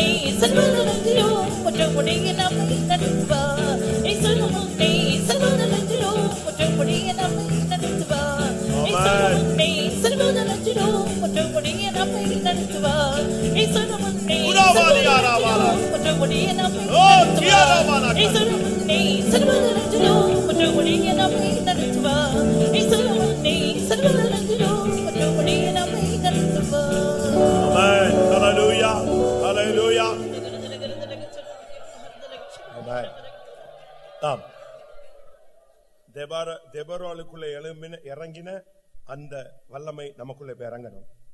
எத்தனை பேருக்கு தேவை? ஒரு 2 நிமிஷம் டைம் எடுத்துக்கிறேன். தெபொராளுக்குள்ள இறங்கின அந்த சக்தி, அவள் சொல்றா, நான் தாயாக எழும்பும் அளவும், இஸ்ரவேலிலே நான் தாயாக எழும்பும் அளவும். எத்தனை பேருக்கு அந்த அபிஷேகம் தேவை? இந்த அபிஷேகம் வந்தா உன்னால உட்கார முடியாது. பிள்ளைக்கு சுகம் இல்லைன்னா தாய் தூங்குவாளா? ஜனங்கள் வேதனைப்படும் போது உன்னால தூங்க முடியுமா? தாயின் அபிஷேகம் உனக்குள் வரட்டும். ஹல்லேலூயா ஹல்லேலூயா ஆமென். சாமுவேலுக்குள்ள இருந்த நசரேயனின் ஆவி உனக்குள் வரட்டும். ஓ ரபகா திக்கரபகா திரமானியா. ஹல்லேலூயா ஹல்லேலூயா. ஒத்னியேலுக்குள்ள இருந்த அந்த இரட்சகனின் அபிஷேகம் உனக்குள் வரட்டும்.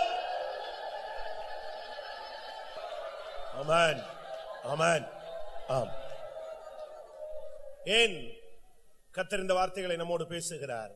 இந்த நாட்கள் மதுரைக்கு ரட்சிப்பு தேவையான ஒரு காலம். பாழாய் போன கிராமங்கள் சீர்பட வேண்டிய காலம் இதுதான். தீர்க்கதரிசிகள் மதுரைக்கு தேவை, நசரேயர்கள் மதுரைக்கு தேவை, இரட்சகர்கள் சபைக்கு தேவை.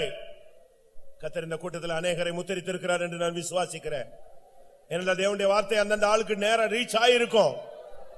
ஆமென். நசரேயர்களை நோக்கி அந்த வார்த்தை போயிருக்கும், தீர்க்கதரிசிகளை நோக்கி கர்த்தருடைய வார்த்தை போயிருக்கும், இரட்சகர்களை நோக்கி தேவனுடைய வல்லமை போயிருக்கும் என்று விசுவாசிக்கிறேன்.